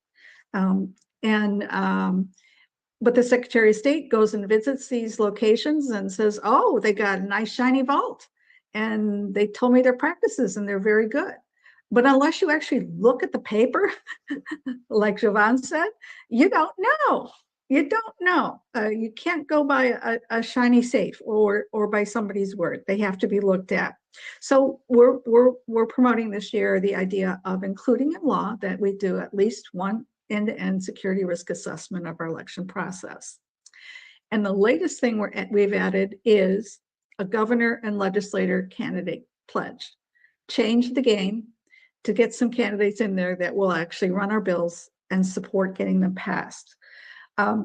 So I'm going to pull up the pledge we did put together for the governor. I had it right here. Okay, hold on. There it is. Okay. This pledge we put together and with feedback from multiple groups. Florida Republican Assembly was a great part in writing this. Unite for Freedom members had looked at this, and I think it's a very good pledge. It's simple, to the point, and if anybody wants to get my vote for governor, they better sign this because it's basic things. The first set of asks are for election security and accountability. Initiate this independent security risk assessment that I discussed earlier, to drive legislation to address the things they find in it, and to advocate for legislation to codify President Trump's executive orders and directives. And last but certainly not least, appoint a Secretary of State who maintains open and transparent communications with citizen election security groups to address identified issues. Then couple that with constitutional governments. We want a governor who's going to oppose any bill, amendment, or rule that infringes upon our Bill of Rights, violates our inherent rights to life, liberty, property, or reduces government transparency, accountability, or citizen oversight, that will support citizen-driven legislation to improve election security, health freedom, and parental rights, and maintain open and accessible communication with constituents. When I said on the title of my last slide, whatever happened to government by and for the people, I don't know if it ever existed, but it certainly doesn't exist in Florida right now. As someone who spent years trying to make a difference. And one minute. Okay, that's it. If you would like a copy of this, I'll put my email in the chat, and I'd be glad to send it to you. Thank you. Thank you very much. Go ahead, Jovan. Go ahead. Raj. All right, great. Thank you, Deb, for that announcement. So I want to add some things to the important stuff that Deb mentioned. A couple of things I want to encourage you with. Now, number one, there are 7 bills going through our super majority Republican legislation, state of Florida. 7 bills. Each of these 7 bills are attempting to obfuscate publicly available information. So to be clear, you've heard this from a lot of our colleagues in other states that have fallen victim to what I'm referring to. The only difference is in those states, these actions were not checked. These bills became laws, and now our colleagues in these other states are kind of screwed, just to be blunt. There are 7 bills in the state of Florida that are trying to do the same thing. They are trying to take information that's currently publicly available through a PRR or a FOIA, and they're trying to hide it from the public. No matter what your political party, persuasion, ethnicity, identity, whatever, that is always super bad. Anytime the government tries to hide information that's currently public, it's bad, bad, bad. So we need you to contact your legislators, inform yourself. If you're unaware of these bills or how to get them, you can email Deb Monk. She can send that information to you. You can go to defendflorida.org. So that's number one. Number two, I want to encourage you. There was a Republican Executive Committee, there's several, but I'm just going to use this one as an example in the state of Florida. And they, just like what I mentioned about obfuscating and hiding information, did not want all the gubernatorial candidates to come and speak to their people. They specifically did everything they can to block all candidates except one, the one candidate that they felt, whatever, just except one. But the people in that REC lobbied, worked weeks on weeks over time, and finally they were able to get enough support to overturn that decision. And now that REC which is an example of many, is going to welcome all of the gubernatorial candidates. My friends, this is an alarming thing when the Republican Party is trying to curtail and censor information to its own people. Again, this has happened in other states. They're on the other side of it. They waited. They weren't able to stop it in time. Florida, we've got an opportunity to stop this kind of thing. And the last thing I want to say to encourage you and underscore what you can actually make happen in this state if you take action, if you participate. The last thing I want to mention is this. The bill that Deb Monk just talked about is a Senate version and is a House version. Just 8 days ago, it was looking very, very dismal. There were lots of poison pills in the Senate House version, the ones that Deb already talked about. But because of a few people working tirelessly, constantly, without giving up, being professional, being assertive, being clear, being to the point, 2 of those poison bills were removed from the Senate version. That happened 24 hours ago. So my friends, the interaction in Florida is still real, provided you step up. So we're looking for you to step up. We're looking for you to get involved. We're looking for you to take the information you heard here, share it with the people in your group. I know we got people from all over the state here, but for those of you in Florida, we are on the razor's edge.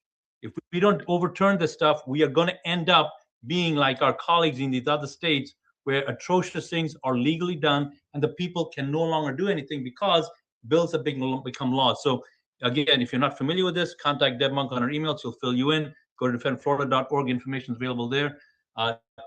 Take action, action, action, action, action. So with that, I'll turn it back to Steve Stern. Okay, so Jovan will come on at the end. He's got to make an announcement. Keith, we're running about 10 minutes late. Can you wait? I know you're driving. Let me unmute. Is that Keith and Mark? Mute John Bennett. It may, honestly, Steve, if, hopefully I can go sooner than that, because I'm got to go through security at the airport. Okay. Hold 1 second. Let's ask John if he could delay it 10 minutes. John, can you delay it 10 minutes? John Bennett? Sure. Okay, so let's get Keith on. Keith, you want to come on? You'll just tell them who you are and everything and go from there. Go ahead. Great. I'm Keith Mark. I'm the founder and current president of Hunter Nation. We're a grassroots organization that focuses on turning out conservative hunter and 2A advocate voters. The key word in the phrase is grassroots. I know there's a lot of you on this this stream that understand the concept of grassroots. There's a lot of messaging that goes around in conservative circles, and it doesn't resonate well in all corners. Being a hunting group, I like to use the example of if you go out to Montana to elk hunt and use a mallard duck call, you're going to have very little success. And this is what we found in the hunting space. There is roughly 16 million hunters. Historically, 50% or less of them vote in any election cycle. And so when you're looking at a large number of conservative humans that don't vote, first you have to figure out why they're not voting. And then when you figure that out, then you have to move them to the polls. So in our group, we have put together the largest group of celebrity influencers. My board of directors includes Donald Trump Jr., Ted Nugent, Benghazi hero Mark Osgeist, Craig Morgan, country singer, and on and on. It's a very robust but active board. We are a working board. I'm in DC right now. We're up here working on a couple pieces of legislation that is conservative. One is hunting related, one is not. But if you go back and you look at what we did in 2024, Steve, and I know you know this, but some of your listeners do not, we focused in 5 primary key states, the swing states, they say. We call them hunting states because in Wisconsin, Michigan, Pennsylvania, Georgia, and even Arizona, there's large swaths of hunters in those states, large swaths of conservative hunters in those states that don't participate in the election process. And so we identified them and then we modeled them. And the reason modeling is important because not all hunter is created alike. Our mission includes God, family, country, the Constitution. So we're very openly a conservative organization. So we do not spend any time, resources, or anything in messaging non-conservative hunters. We've developed our own modeling system, our conservative resonance score, CRS score. We only message hunters that are above a certain level. And so some of you are like going, well, it doesn't seem, well, in Wisconsin alone, 44% of hunters in Wisconsin vote on the blue side of the issue. So we don't message that 44%. And the percentage is different in all the different states. But so we message only the conservatives with our conservative influencers. And so my message to the group would be, the most important thing in our world is three, the way we do it: message, messenger, and medium. We make sure we deliver a message to hunters in a way they can understand it. They're oftentimes not the most sophisticated voters. And so we have to make sure we're messaging them at a level they understand. We use a messenger they trust. Most of the time we use influencers that they see on TV, on the hunting networks, whether it's the Pursuit Channel, Sportsman's Channel, or Outdoor Channel, the likes of Jeff Foxworthy, and I've named others. And then the medium, if you're trying to reach my demographic. So we're hitting them where they're getting their content at the grassroots level. Hunters like to show up, so we're doing live events. We do town halls, we do teletown halls, we do virtual campfires, and it's been very, very successful. In 2024, just among our low and no propensity hunters, those are hunters that were registered to vote, but they had not voted in 16 years or 50% or less. We were more than the margin of presidential victory in Wisconsin, Michigan, Pennsylvania, and Georgia. So if you're interested, go to hunternation.org, and check us out. I think you'll like what you see. And Steve, really appreciate you giving us opportunity to come up here and talk about the importance of grassroots activism leading into this November. Yeah, I'll give you a call. A couple of people want to get you on their show. So especially Jovan would like to have you on the show. Is that all right? Yeah, perfect. Love to do it. Thank you for doing what you do, Steve. You're a patriot. Talk tomorrow. Okay. Have a good flight back. Take care. You got it. So you guys all see what it takes. We got guys traveling by car, by bus, every place. So it takes a lot to do this, to get everybody on time and run on time. So we appreciate Mr. Bennett giving up his time a little bit, and we want to bring him on. He works with America Future with General Flynn. He's a retired U.S. Marine, former state rep, former state party chair over in Oklahoma. So he's one of my guys. Counterintelligence agent, on and on and on. We go on for about 15 minutes. So we're lucky to have him on. Jan, you want to come down? Yes, thanks, Steve. Thanks for having me on. I want to share my screen real quick here. I appreciate all that you do and everyone else that's on here as well, because as you all know, the only way we're going to win this is through a grassroots campaign. We have to actually take action. Otherwise, nothing else is going to work. There is no cavalry coming from the federal government. So I'm going to be quick with my time. That way I don't get booted off by Steve. I hope you guys can see that.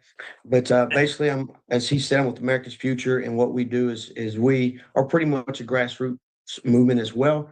We train folks at the local level, citizens, law enforcement, politicians, pastors, and churches on how to actually take action on what we're seeing today.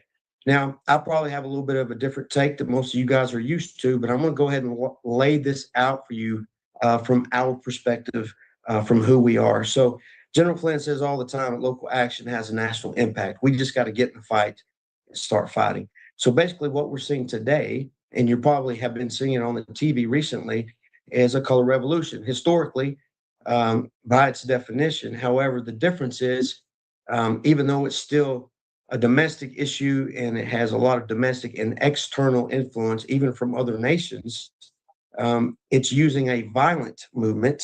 It started with a non-violent, moving into a violent movement to basically move the needle in the direction they want to go. To them, the issue is never about the issue. It's always about the revolution. And that's what we're seeing today. So in a nutshell, this is pretty much what we're seeing. We have a color revolution that's supported and supercharged by a Islamic movement that's been here in the United States for 60 plus years, coupled with a communist Marxist movement that's been here for 100+ years, and they are supported by their collaborators and financiers, including the news media, politicians from both sides of the aisle, and others as well. And these two organizations, the Islamic and the communist Marxist movements, are working together seamlessly from the ground level to the international level, even though they're ideologically opposed in most of their beliefs. But they do have one common belief or goal, and that is, in fact, to destroy this God bless constitutional republic and replace it with a totalitarian form of government, whether it be communism and Marxism or Sharia law. So how do we know this? Well, this is not what we're making up. This is the things that they tell us. We know this because it's in all their doctrine. It's all in all their written material.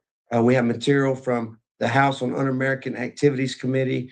They tell us publicly and openly. Bella Dodd, who was a very high-level communist agent, she was give her life to Christ.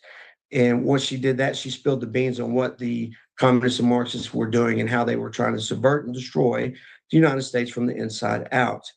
So they're very obvious about what they're doing. And even today, they march the streets holding flags, Democrat Socialists of America, Socialists of America, the communist revolutionaries. I mean, they're everywhere, and they tell us exactly what they want. And it's really not that hard to figure out once you understand that they have a movement that has doctrine, strategy, and written plans to operationalize that doctrine. And not only that, they have literally thousands upon thousands of communist Marxist organizations freely working inside the United States today to move that revolution forward. Now, the Islamic movement is no different, and they pretty much complement each other. We know about the Islamic movement because they tell us as well. It's in all their doctrine. They say it when they get caught committing jihad against the Republic and people within the Republic here in the United States. They tell us. Not to mention, in the largest terrorism financing trial in United States history, the Holy Land Foundation trial, which took place between 2004 and 2008 in Dallas, Texas, of all places, we had a treasure trove of documents of what they told us. And basically, they said, we're not here to assimilate, but to dominate and impose Sharia law to replace the U.S. Constitution. They've done it in Europe. They're doing it here. They've been very successful in Europe. Europe is on their knees right now with a knife to their throat. They're almost completely done. And we typically follow Europe. Normally, it's about a 5 to 7 year gap. I don't think we have that long. They are very serious about what they're doing, and they have been doing it for decades here in the United States. And now both of these entities are working together and has supercharged the movement. So this is evidence that was submitted into the Holy Land Foundation trial. And this is what they said their goal is here in America, the Muslim Brotherhood, which is primarily led by the Palestinian Muslim Brotherhood. They pretty much have turned it over to the Turkish Muslim Brotherhood. And they said this: the process of settlement is a civilization jihadist process, with all the word means. The Ikhwan, the Muslim Brothers, must understand that their work in America is kind of a grand jihad in eliminating and destroying the Western civilization from within and sabotaging its miserable house by their hands. That's all non-Muslims and primarily the communists and Marxists in the hands of the believers, so that it is eliminated and God's religion is made victorious over all other religions. And they're talking about Sharia law. So just like the communists and Marxists, the Islamic movement, they've got doctrine, strategy, and written plans to operationalize that doctrine as well. And they've been doing it with impunity for many, many decades. And this is pretty much the pillars of society that they have inserted themselves into, because to them, they pretty much both movements off-mouth political warfare. It's total warfare in many, many lines of effort and operation. But what we have found over the years is they're primarily working and operating in these very successfully in these pillars in our communities, including the elected cycle, which is very important to you all that are fighting for free and fair and legal elections. And if they don't get their way, both organizations use lawfare to get what they want. So what's their common goal that they share? Well, to chip away at the foundation of this nation. The laws, what is the very foundation of our laws and government here in the United States and who we are. And that is simply the laws of nature and nature's God, which is what this country is built upon, which we see in our founding documents, which was legally defined by Blackstone's commentaries, which we use for law books in America for over 150 years at our founding. It legally defines the laws of nature. Nature's God is God's word and God's will, according to Holy Scripture and the Holy Spirit. Because if they chip that away, the entire republic falls, and they can replace it with some sort of totalitarian form of government, whether that be communism or Marxism, which we know doesn't work. It's been responsible for killing millions and millions over history, or replace it with Sharia, which we are allowing them to have First Amendment rights here when we should not, because Sharia clearly violates the First, Fifth, Eighth, and 14th Amendments. And freedom of religion stops where harm, coercion, criminal actions, and enforcement begins. But yet here they are freely using it to subvert us from the inside out. So when they say this is a total war, that's exactly what they mean. When the communists and Marxists said they're going to subvert us, that's what they meant and have been doing. The jihadis are the same, a civilization jihadist process. And really the main way that they do it, or have been doing it so far, because the civilization jihadist process and the subversion, all the nonviolent side of that always sets the platform for the violence. They have been doing it through the ballot box. They've been electing their people at the school board level, city council level, county government level, state level, and federal level. And they've been changing laws right underneath our nose, which they're allowed to do. However, there's a difference between legal and lawful, and they've been legally changing some laws and using them against us. So our organization, we go around the country and we train teams. We build teams at the local level, give them a detailed action plan where they can legally, lawfully, but very creatively go after these organizations, both organizations, and delay, disrupt, and dismantle them and boot them out of their communities and fortify it so they can't come back. And then they grow out to the other communities that surround them as the other communities are being built and come towards them. So we can take back this God bless constitutional republic and get back where we need to be as the freest nation on the planet. So this is our organization. This is our website, or you can scan that QR code. So I think in the the quickest, most general way I could lay it all out, there you go. And I do have one thing for you, Steve, because you did ask for this. Just so you all know, the mosques are the primary places that they plan and do all the things that they've been doing that are nefarious. And in the state of Texas, these are the mosque locations. Now, I want you to know these mosques, if you look where they are, they're around the major populated areas. So they are literally, because other non-Muslims will not go to the polls and vote like they should. We're losing seats, not only in Texas, but other states as well. And these mosques and these coordinated efforts are all around the larger city areas, because that is where all the votes are. And this is just in a small radius around the DFW area alone.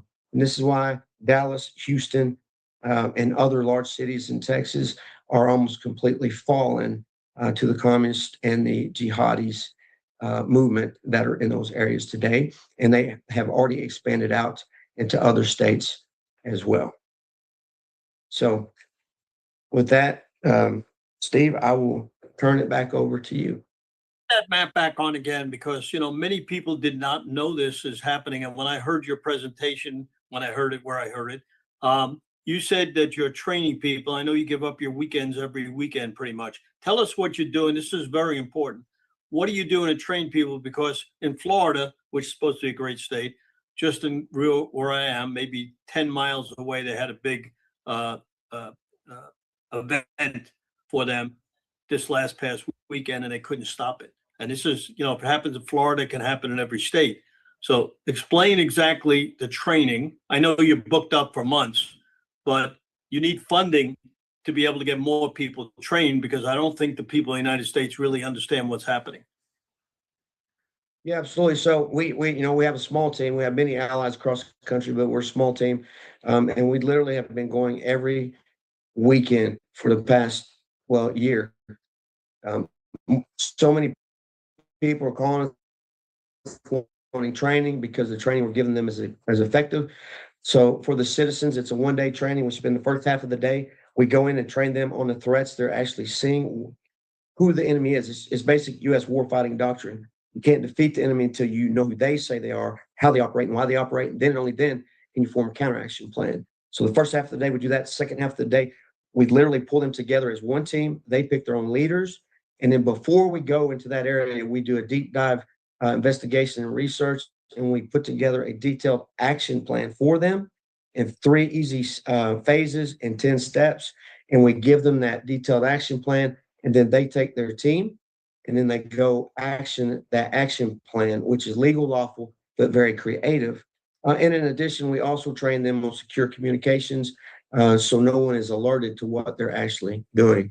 So that's the one-day citizen action training.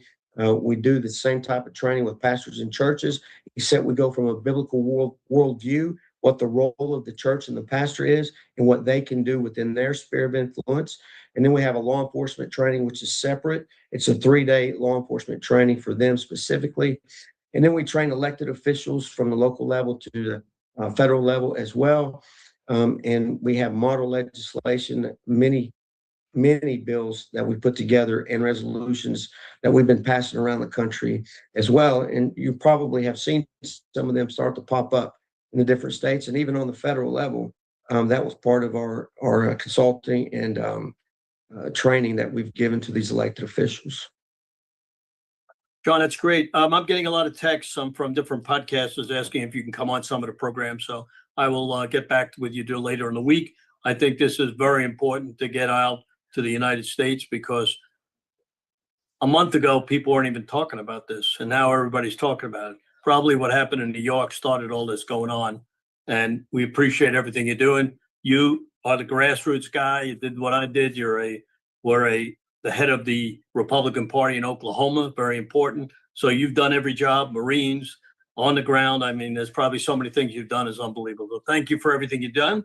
And we're going to bring our next guest on. I just want to let everybody know that we have a good friend of mine, Dan Sferiglio, who is the voice of the people, gets tons of people on this. Anybody who wants to go on his network or get on his network, I'll be able to really introduce you to him. He's starting a big network. He goes into 58 different countries by radio and other avenues. So thank you, Dan, for everything you're doing. And we appreciate it very much. We want to thank Steve Bannon for putting us on today on Getter and on the War Room. We have a lot of people helping us, OBBM Network, Lindell TV, all the way across through hundreds of podcasters. Every month we get new podcasters. We lose a few now and then because some of the podcasters, retire or they're doing this for fun. And then all of a sudden they realize that it's costing them money. So it's a problem. So if you know any podcasters that want to stream it, we want to also thank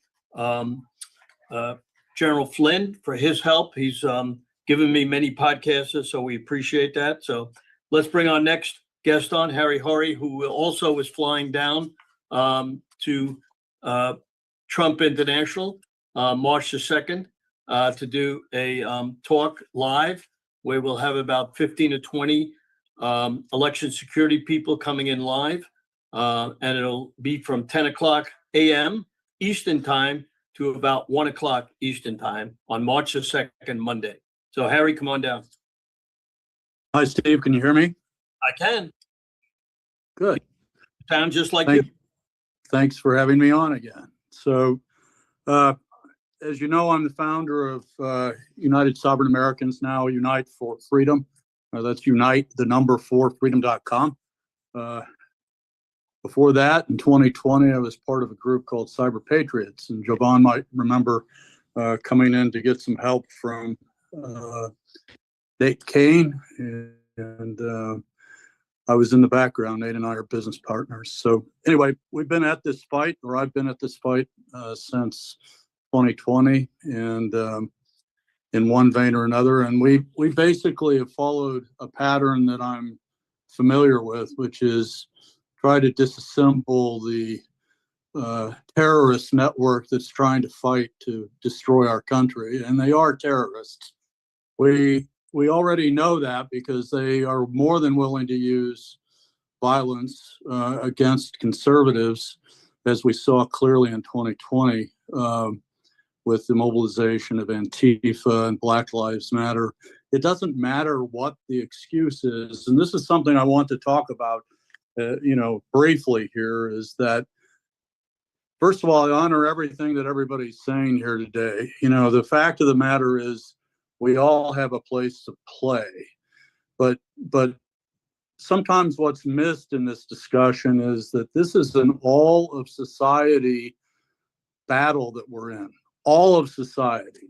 The fact that our government doesn't respond to us anymore, the fact that our school boards don't respond to us anymore, the fact that they don't want to teach capitalism and the Constitution and the Declaration of Independence in school, the fact that they've eliminated civics from the coursework of high school students. A lot of students, including my children, don't even know what from school. They know from home, but they don't know from school what our Constitution says and what our Declaration of Independence says, and the principles, the logical and philosophical principles upon which we were founded. The second piece that everybody needs to know, we need to expand our horizon when we talk about election integrity. We are the wall that protects the country. What is that wall? Our ability to elect our own representatives. So when you suddenly find yourself with the DNC and the RNC and senators and corruption in places, people stepping back from commitments that they've made publicly while they're running for election, when you see people acting in a non-responsive way, it's because our elections are broken. It's not just the machines. It's not just the injection of ballots. It's not just the voter registration rolls. It's not just the destruction of auditability. It's all of those things, but most importantly, we have a non-responsive elected community, which are importing, if you will, designating, appointing representatives of them, the bureaucracy, that march to a different set of orders than what the electorate would have them do. The perfect example is the open insurrection amongst the bureaucracy planning in 2018 through 2020 to obstruct President Trump's initiatives in government. We have recordings, we've all seen them. But how is it that we have a bureaucracy that's totally penetrated? It's because it's an all of society war. We either defend our society and our culture and our view, or we don't. They convince us that it's openness and sensitivity and whatnot if we let people start talking about Sharia law. I'm not against Muslims or Islam. I'm not against Jews. I'm not against agnostics and atheists. I'm a Christian. But the fact of the matter is, our system, the fairness of our system, the ethics of our system, the morality of our system is under attack. It's under attack in our courts. It's under attack in the House of Representatives. It's under attack in the Senate. It's under attack even in the current administration with the holdovers that haven't been vetted in a way because no one can see it all, right? So unless you can surround yourself with a large enough cadre, I regret using that word, but a large enough group supporting you, it's very hard to stop the enemy that's already inside your gates. So when you look at our representatives and they tell you they're going to do something and they don't, and they use some flimsy excuse as to why they didn't do that, hold them responsible. It's all about accountability. Now let's turn quickly to election integrity. Unite for Freedom has concentrated now for almost 4 years on identifying evidence within state published data. The reason we did this is because A, it's not our data. No one can impugn us with regard to whether or not it's, legitimate data to be looking at. The second thing is that you can't make it personal. It's not about Harry Howery. It's not about Ken Zitko. It's not about, all of our people or, our analysts in Texas or our analysts in Georgia.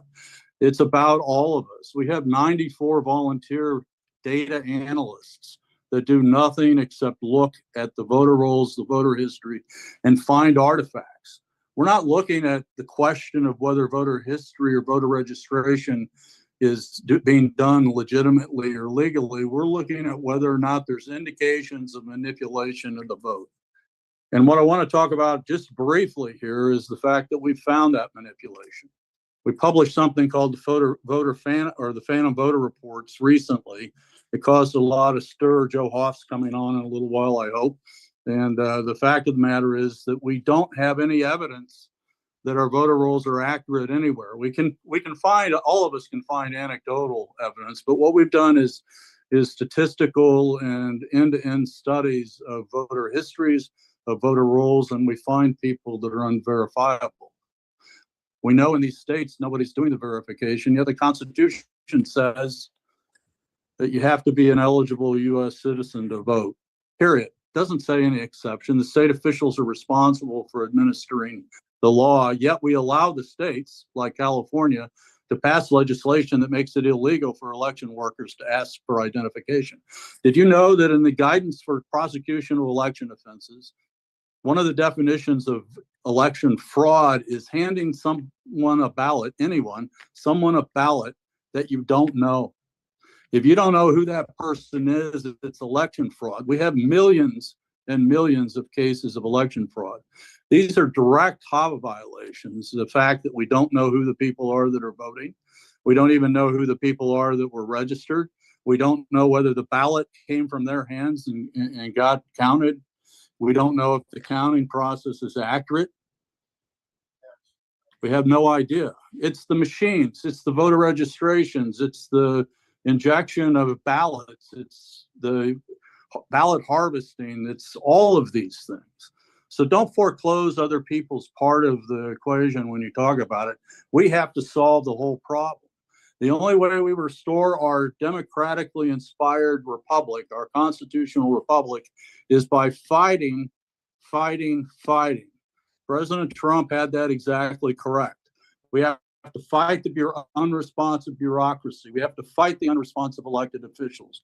And we have to fight to get through the mainstream media that continues to tell everybody that election fraud is, in fact, a fraud. In fact, the statement, the election deniers, the actual election deniers are the mainstream media. They are the people that are trying to destroy our republic. You want to find our worst enemies? Find everybody that calls us, the people on this program collectively, they call us election deniers. They are the deniers. We know in 2020 that the machines are not certified. I enter Supreme Court testimony about the certification for the Amistad Project. Our courts don't even listen to the evidence. They throw it away. We filed, 9 lawsuits in federal court. Not one of them was heard on the merits. They throw all sorts of procedural obstructions up.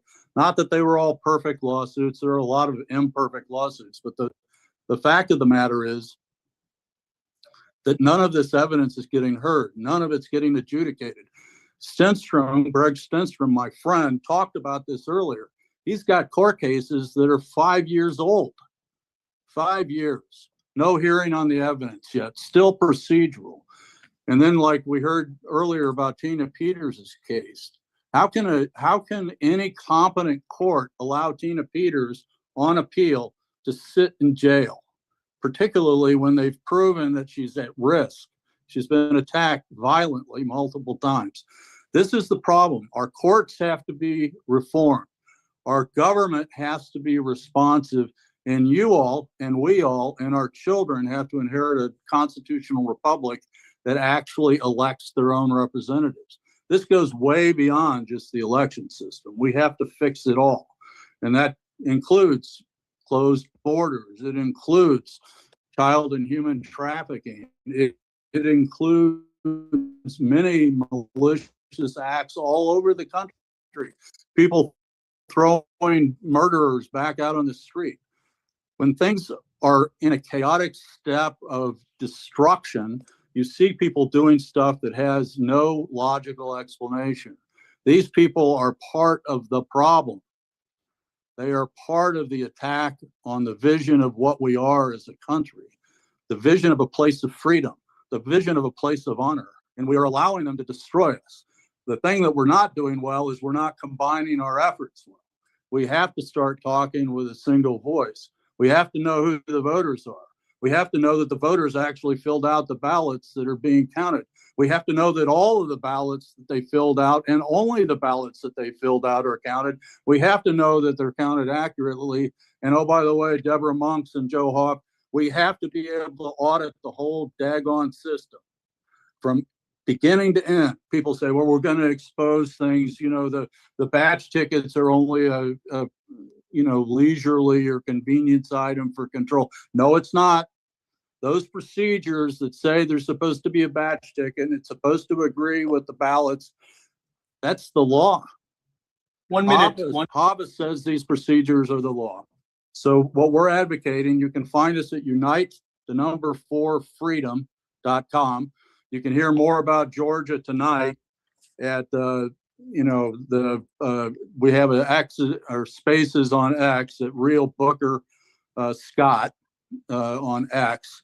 If you want to hear more about Georgia and what's happening, Unite for Freedom's also trying to work with the DOJ extensively, trying to get the evidence we have, which is clear evidence collected using evidentiary procedures of the types of things that are happening. And oh, by the way, there is evidence, clear evidence provided by me and others of international manipulation of a voting system. Clear evidence. Thank you very much. We appreciate it. Thank you, Steve. I'd like to mention a person that's very important out of the ordinary here. We have a candidate in my hometown of Weston that's running against Debbie Wasserman Schultz. His name is Michael Carbonero. He's going to be spending $2 million and maybe more. He's already spent $500,000 in defeating Debbie Wasserman Schultz. We need candidates like that.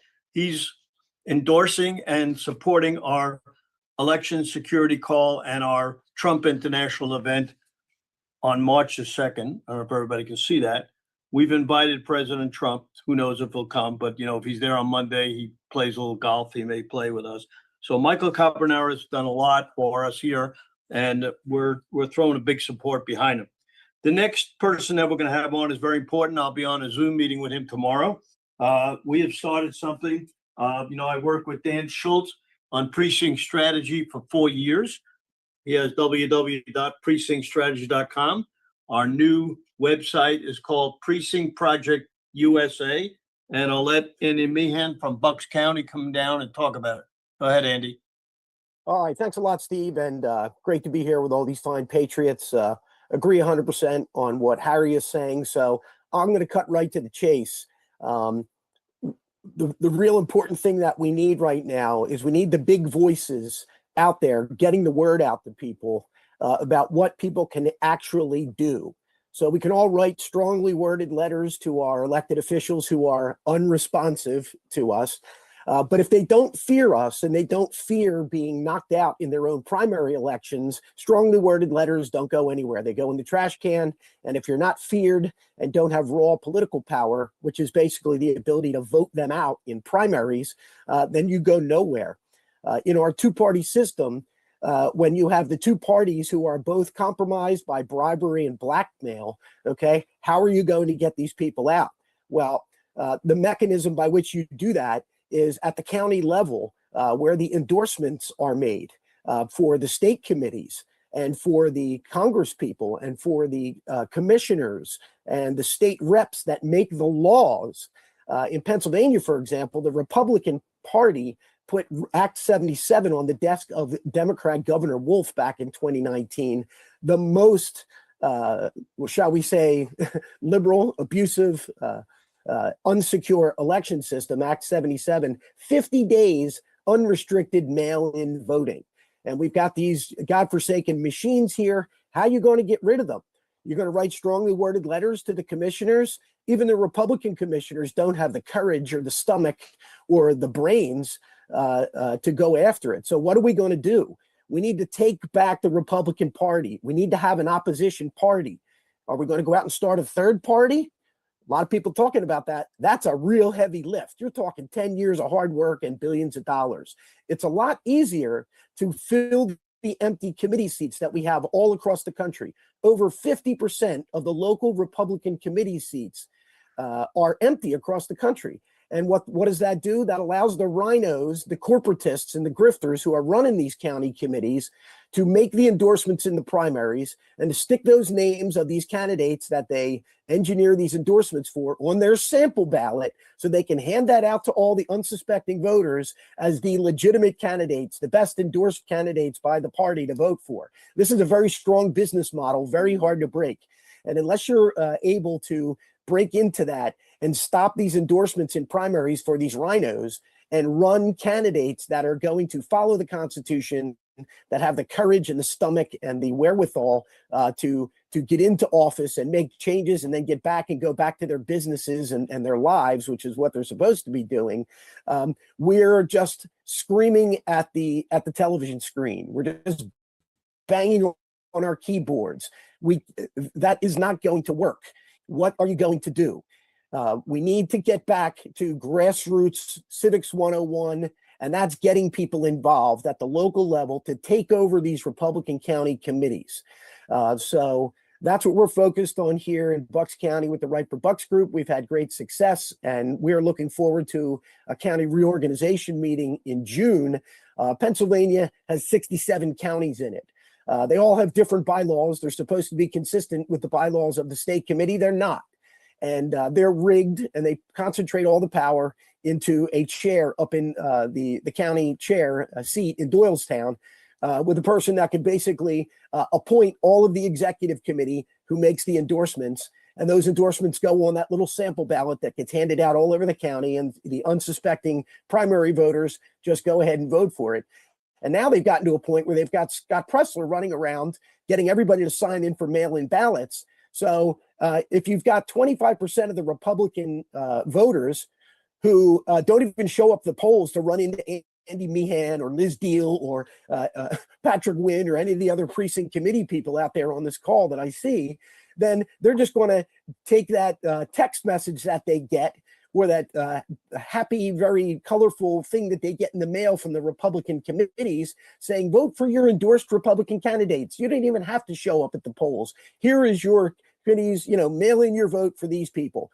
So they've gotten a stranglehold on this primary process and the mail-in votes. So they're using primary endorsements and mail-in ballots to box out conservative candidates. The only way to stop this is to take over your county committee. So you need to get out there and get organized with people, implement tools and resources and systems that allow you to keep track of people, email them, have a website, have a place where you can post, instructions and tools, have Zoom meetings on Sunday nights, get out there and print walk lists of the Republicans in neighborhoods where you don't have any committee people. Look over those lists, look for names that you know, have personal conversations with people, explain to them how important this precinct committee seat really is. There's a great piece on the Eagle Forum website called The Most Important Position in the World. And it's not the president's office, it's the precinct committee seat. And the problem is that half of them are empty, and patriots have allowed the grifters and the corporatists to overtake the Republican Party and to be endorsing people that are just going to go along with them and that they can send money to and buy their votes, and they're not following the Constitution. So the only way to fight the uniparty is to take back the one side of that equation, and that's the Republican Party. That's our best shot at taking this country back. So that's my rant for the day, Steve. If you have any questions on that, and I'm glad to be working with you and others on putting together this toolkit for people that want to learn how to do the precinct strategy. Dan has a lot of great resources on his website. We're supplementing that with some more kind of, hands-on and local efforts, because what happens in Pennsylvania is different than what happens in Ohio or Illinois and other places. And you need to plug in with people on the ground in those places who understand what's going on and can help you to develop those tools and share their best practices with them. So I'll leave it at that. Thanks very much, Andy. Joe Hop, come on down and unmute yourself. Or Raj, can you unmute him? Okay. Yeah, I'm fine. Go ahead, Joe. Hey, Steve. Thanks for having me, Raj. Thanks. It's great seeing everybody. I've really enjoyed all the shares, really kind of blown away. And here we are now, 5 years since the 2020 election, and we're still running with this thing and still as committed as ever. And I think most of us would agree this is probably the most important thing that we do and that we can do for this country right now is to save our elections. So a lot going on with myself personally, and I wanted to share some things today. Again, Steve, thanks for having me. One thing I was going to mention, listening to that last speaker, and it's really hit me recently that how great the American people is and are. And we're putting together a video. It's a documentary. It's on January Sixers. Specifically 5 of the Proud Boys that were involved in January 6th. And they got the harshest sentence of anybody. One of them, Enrique Tarrio, got 22 years and he wasn't even there. And when we sat down and talked to him, we've got some great interviews from some others in the documentary that we're putting together now. We're going to align it with the book. That's myself, Jim at the Gateway Pundit, and a few others.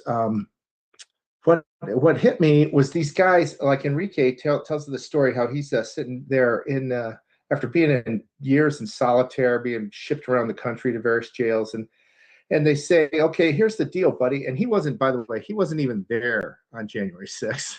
And so they asked this lady, her name's Valentine, I believe that's her name. She's still with the DOJ now. She's overseeing the pipe bomber case, so that kind of tells you what sort of what's going on there.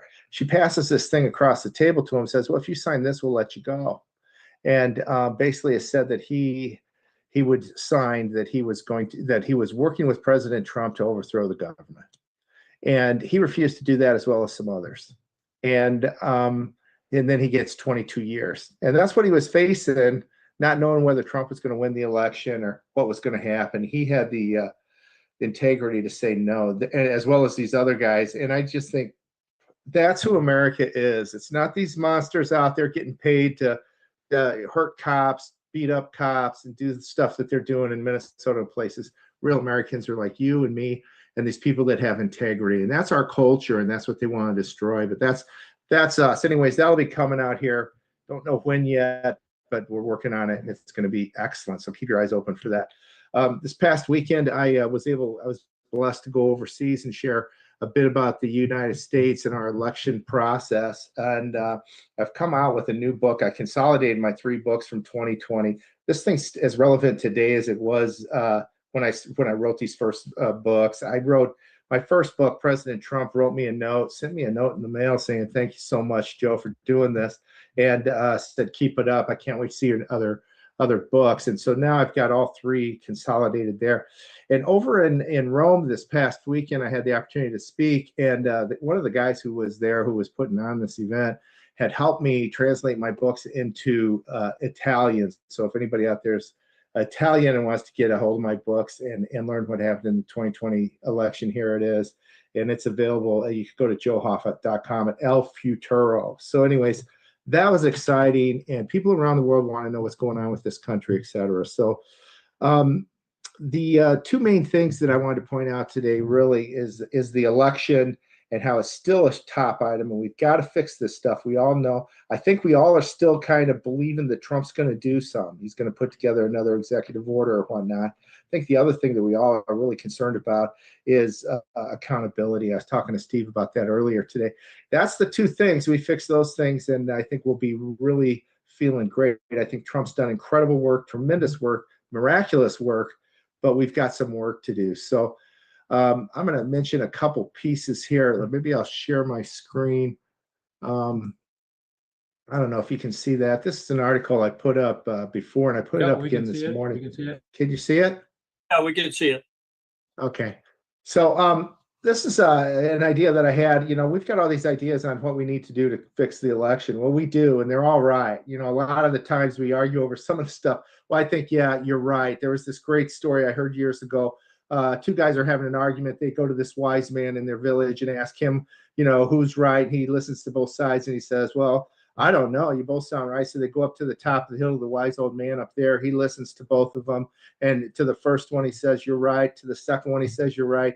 To the third guy that's there says, well, they can't both be right. And he goes, you're right. the moral of the story is we're all doing great work. Let's not beat each other up. There's incredible stuff that's happening. Loved hearing Harry Hari. Loved hearing all of you guys. Guy from North Carolina right before me.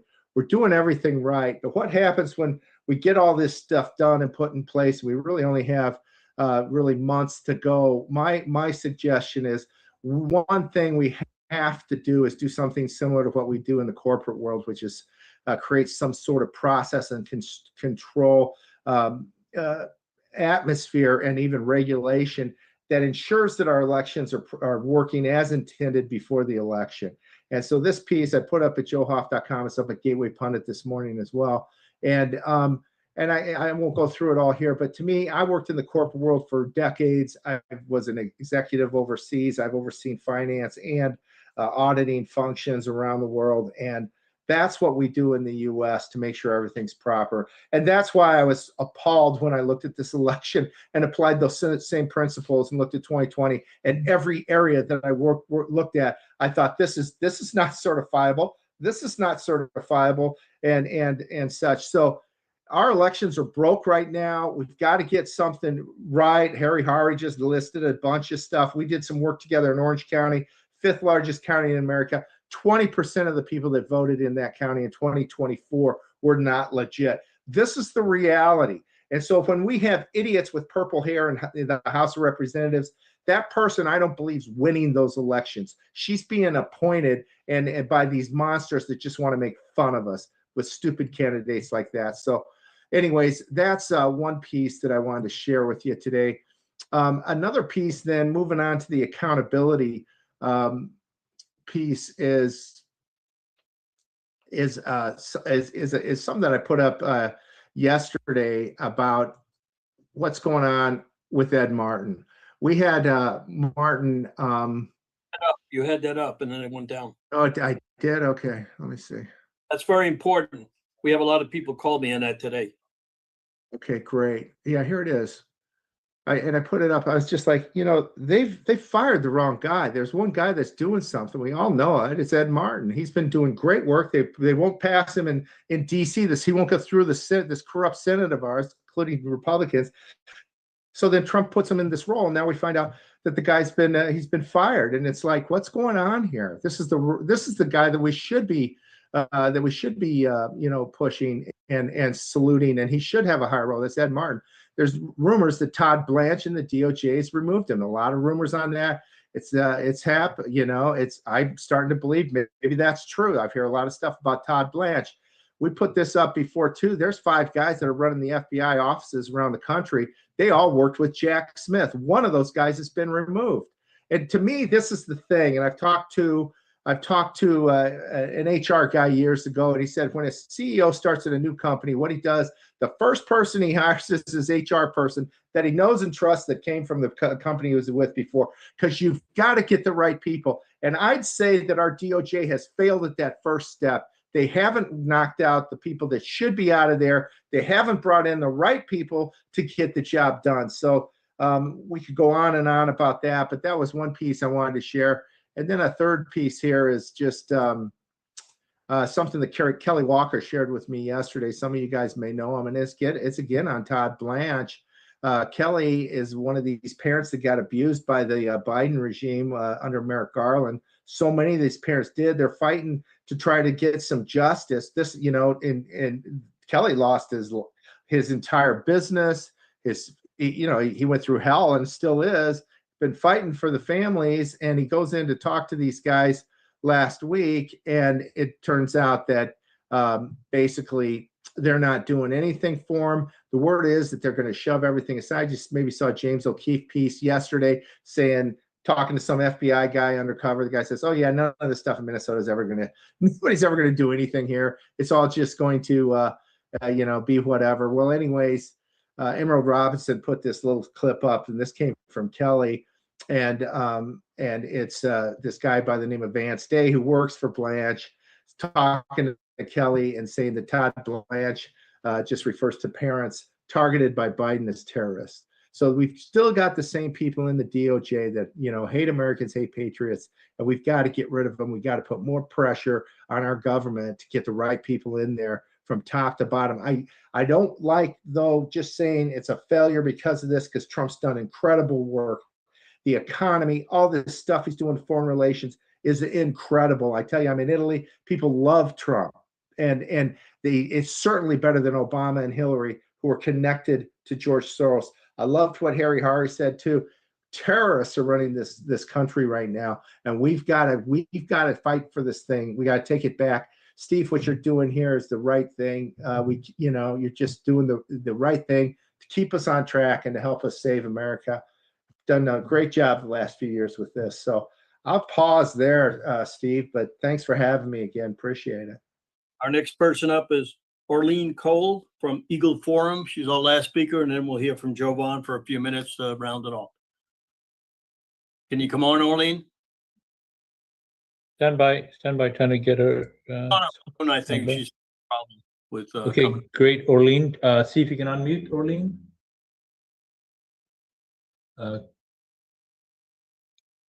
On the bottom left-hand side of your screen, Orleen, click on the unmute button.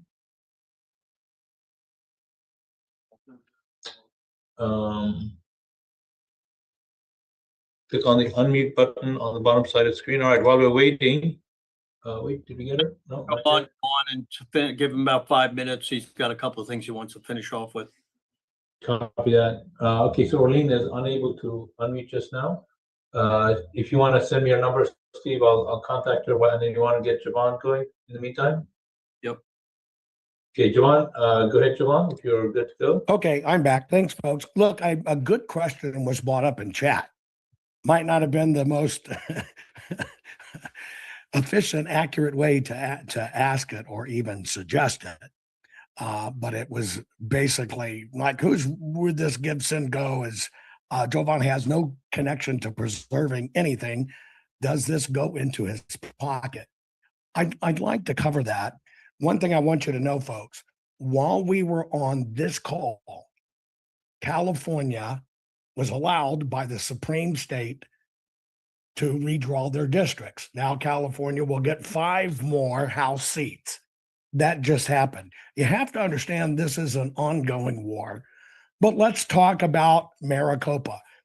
I am different than most people that talk about election integrity. My work comes under a contract with the Senate. I'm not advocational at this. I'm not an advocational auditor. I am a professional technologist that happens to do forensics, digital forensics. It's a big part of my career. It's a large part of my patent portfolio. And that's why my team was tapped to do the digital forensics in Arizona. Now, as part of that, we generated massive petabytes of data. Let me explain the difference between what a state is subject to and what someone like me is subject to. Number one, you must understand that all of the rules regarding the machines are voluntary. It's the VVSG, Voluntary Voting System Guidelines. At most, you're going to get is $1,000 misdemeanor. That is not the work I do. It's important, but it's not the work I do.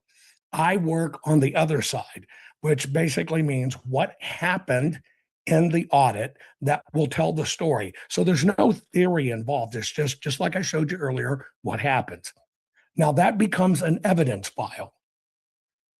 In any of this, it is important to be able to connect the evidence exactly to the ballot. And to be able to connect it to the physical ballot, you have to understand what batch, what box, what pallet it is. That all regards chain of custody. Now, the reason the states destroy their evidence within 22 to 24 months is because it's wildly expensive to maintain that evidence. As an auditor, I am required, you can look it up yourself, it's called the GAGAS, right? It's the yellow book if you want the short. It requires us to keep our findings in detailed, in perfect chain of custody, okay, between 7 to 10 years past our last report. We are still in audit mode for what we do. We intentionally did that because we were the only professional auditors to stay in audit. Everybody else cycled out. The system wants this evidence to go away, but it is the ballots that prove the abuse and gets the racketeering and convictions. And so just a few of these so you understand how the law reads and what we're subject to under the GAGAS, which somebody asked about. These have to be kept longer than standard because there is litigation or anticipated litigation. Then there is an active criminal investigation. As you know, our work applies to many of those. It is something that has to do with ongoing additional public records requests. It was all gathered by subpoena, which changes the entire format, and it is part of still an unresolved dispute that has to do with potentially fraud, maladministration, and malfeasance. And so when it comes to somebody like our organization, this is all we do. We will do no other audits. It's one thing, the single largest audit in American history that actually touched the ballots, Maricopa. Remember, the hanging Chad stuff in Florida was only about 60,000 ballots, folks. We're talking in excess of 2 million. There are about 40 proof files that go with each of those 2 million. So we have to keep these in custody. If you want to know the actual facts, we got a contract for $210,000 to do what we do. And for that, I was going to do about 4 or 5 things. We ended up developing 25 different independent new forensic techniques to audit ballots. In order to do that, we spent on our side $3.5 million. Now, I know some people say all of this is a grift, but I got to tell you, I'm the shittiest grifter in the world. If you get a contract for 210 and you spend $3.5 million to do it. And so we're at the point, in order to wait this out, because it's going to hit us in the midterms. Nothing's changed. No needle moved, folks. Not a single needle moved. Go look right now at the Election Assistance Commission. Kamala now has 75 million votes when she cycled out election night at 68. They're adding. They're trying to cover up the Biden because they're going to pull the trigger again. Our team is the only one sitting with factual, court provable, in chain of custody evidence to show this happening over multiple cycles. And frankly, we need your help. The left, the deep state, wants to do everything it can do to make us button up shop, not have it, make it go away. They pay people to attack it. They pay people to troll. We're used to dealing with it all the time. But I just wanted you to understand some of the statutes. You can look them up. It's the GAS Yellow Book and the AICPA, which we're subject to, which is called AU-C-230, which requires us to keep all of us from our last report for 7 to 10 years. That's what you're supporting. Thank you very much. You got it. And hey, Steve, I know we got Orlean. She's in good shape, but just before she comes on, I just want to share with the folks that Jovan has, from the very, very beginning, been a strategist that the Defend Florida, Defend Our Union has been following. He has been generous with his strategy, and the difference here in Florida is we just executed what he advised us to execute on.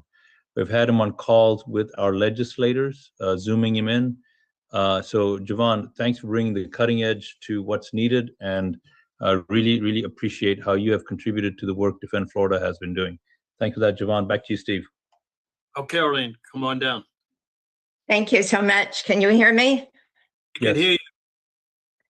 So I wanted to thank you for allowing me to be part of this wonderful group. I'm so impressed with all of the speakers. Sorry that I missed many of them because I had to take my husband to the doctor. He's on the verge of pneumonia. And anyway, we had to give him a kind of an emergency call with his doctor, but I was able to hear Harry and the other ones from then on. I wanted to thank my friend and Rick Makowski, who was the one who first alerted me to you, and I guess let you, Steve, know about Eagle Forum. And I did notice that one of the callers actually, or your speakers actually mentioned Phyllis Schlafly, and she's the one that made the statement that the most important position in politics was the precinct person in charge. And so she's always been writing about election and election integrity. that's how I kind of first joined Eagle Forum back in 30 years ago. And I began to hear about her wonderful syndicated columns writing about election integrity. And she's still going, well, she was going strong until her death. That was in 2014. But she kind of summarized so many of what your speakers talked about.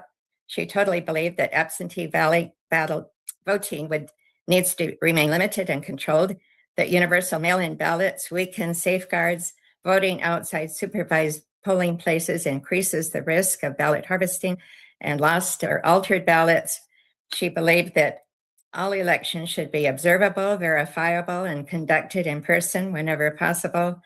She knew that voter ID and citizen requirements would solve a whole bunch of our problems.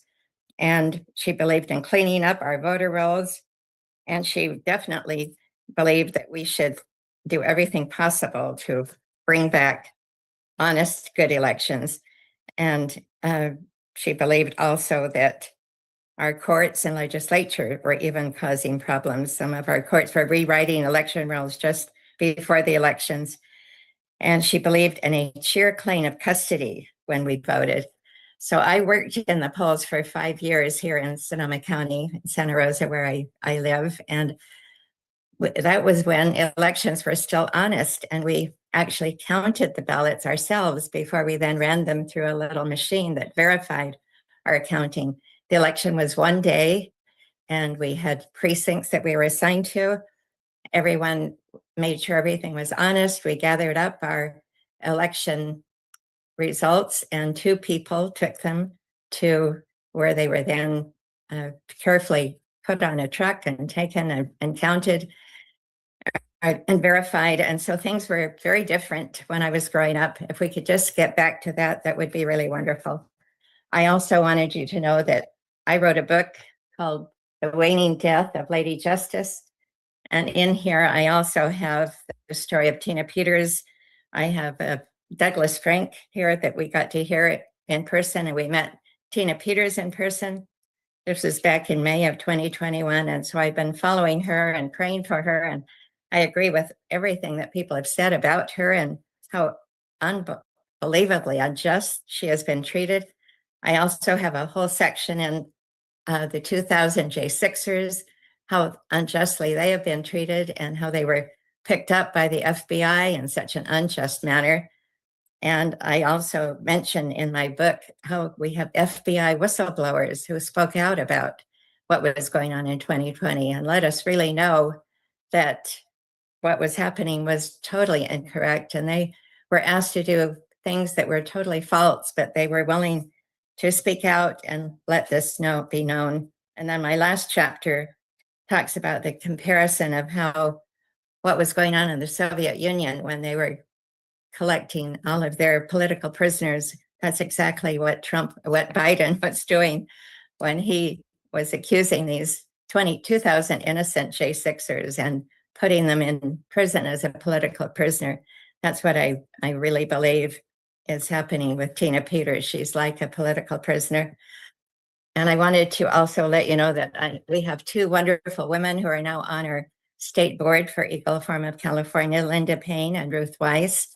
And they've been heading up the election integrity project for many years in California, and we really appreciate them. I've also been working with Rhonda Provost here in Santa Rosa, and she's been wonderful. She's the one that introduced me to Dr. Frank and to Tina Peters. And if I have time, I would like to say something about Ed Martin. May I do that, Steve? Yep. So I'm sorry to say I have a total different viewpoint on Ed Martin. Just before Phyllis Schlafly died in 2016, her sons, who were both attorneys, did not want their younger sister, Anne Schlafly Corey, at that time to take over, even though Phyllis had been training her for all of her lifetime to do that. And so they did all sorts of sneaky things, and they brought Ed Martin in to head up Eagle Forum. Well, the board of directors found research on him that he really had a kind of a corrupt background in the state of Missouri, and they brought this forward. And so the board of directors did not approve of him being the new president for Eagle Forum. So a big split happened, and the two brothers and Ed Martin formed another organization all by themselves. They called it Phyllis Schlafly's Eagles, and they continued to call the Phyllis Schlafly report what they are producing, but Phyllis Schlafly never wanted her report to be called that after her death. So the true Eagle Forum, eagleforum.org, publishes it as the Phyllis Schlafly, as the Eagle Forum report, and that's been going on since 2016. Ed Martin, we believe, was very conniving, and we did not believe he was an honest man. And I do not believe he is still an honest man. So I have a very different take on him, and I'm glad that President Trump removed him from his position. And I'd be happy to send any information if anyone has questions about him, because we have much evidence about his fraud and what he did to almost destroy the organization of Eagle Forum. But it is going strongly now with Anne Schlafly Corey as the CEO. Actually, her last name is Carpenter. She is remarried after her husband's death. And Chris Ullman is our national president, and they are doing a wonderful job. And we're really proud of the organization of Eagle Forum, and for the fact that Phyllis Schlafly has been standing up for honest elections for probably 30 years. Okay, Any questions? We appreciate you coming in. We're going to close this down today because the war room's got to close down soon. So our next one is going to be March the 2nd. I want to thank my good friend John Goodman, who's going to be speaking at it. Wish him a good recovery. He's got the flu like a lot of people in Florida. I want to thank Raj, who does a phenomenal job in helping me. He will not be down at Trump Internationally this year. He's actually taking a vacation, and hopefully I'll get on vacation after that also. So this will come on March the 2nd. If you know anybody that wants to come in from Florida, please let me know. Anybody who would like to talk, let me know. We have a lot of people that call that want to come on. We try to keep this on election integrity. Sometimes we get off the track a little bit. We apologize. Our copy will be on Stern American Rumble. You can see it there. As soon as we close this down, it goes live on that. Want to thank Melissa, my assistant, for helping us. Anthony, our tech guy. I want to thank all the podcasts that streamed it, yournews.com, totalnews.com. Many people helping us. We appreciate that. The word has to get out because we need to save our country. Some closing remarks from Raj. I'm a little tired. I got to go to a meeting after this for a couple of hours. So I'm All right. Hey, so me and the dog are going to close it out here. Now, so friends, thank you for being here. You guys are the most important part of this entire call. I want to just urge you again, please, to go to theflagshirt.com, theflagshirt.com. Why? Because anything you do there to get gifts for the Valentine's effort, see, I'm putting effort behind it. The Valentine's celebration coming here in 2 weeks. It's going to be amazing gifts for both men and women there. So please get something there. And most importantly, share the recording to this call. Share the recording to this call. Share the recording to this call. If you're asking yourself, how do you do that? Simply go to sternamerican.com, sternamerican.com, look for the Rumble button. Look for the Rumble button, click the Rumble button, and you will see all of these recordings and more right there. So thank you, everyone, for being here. Thanks to the guests. Thank you, Steve. And we will see you next time. Action, action, action. There you go. All right. See ya.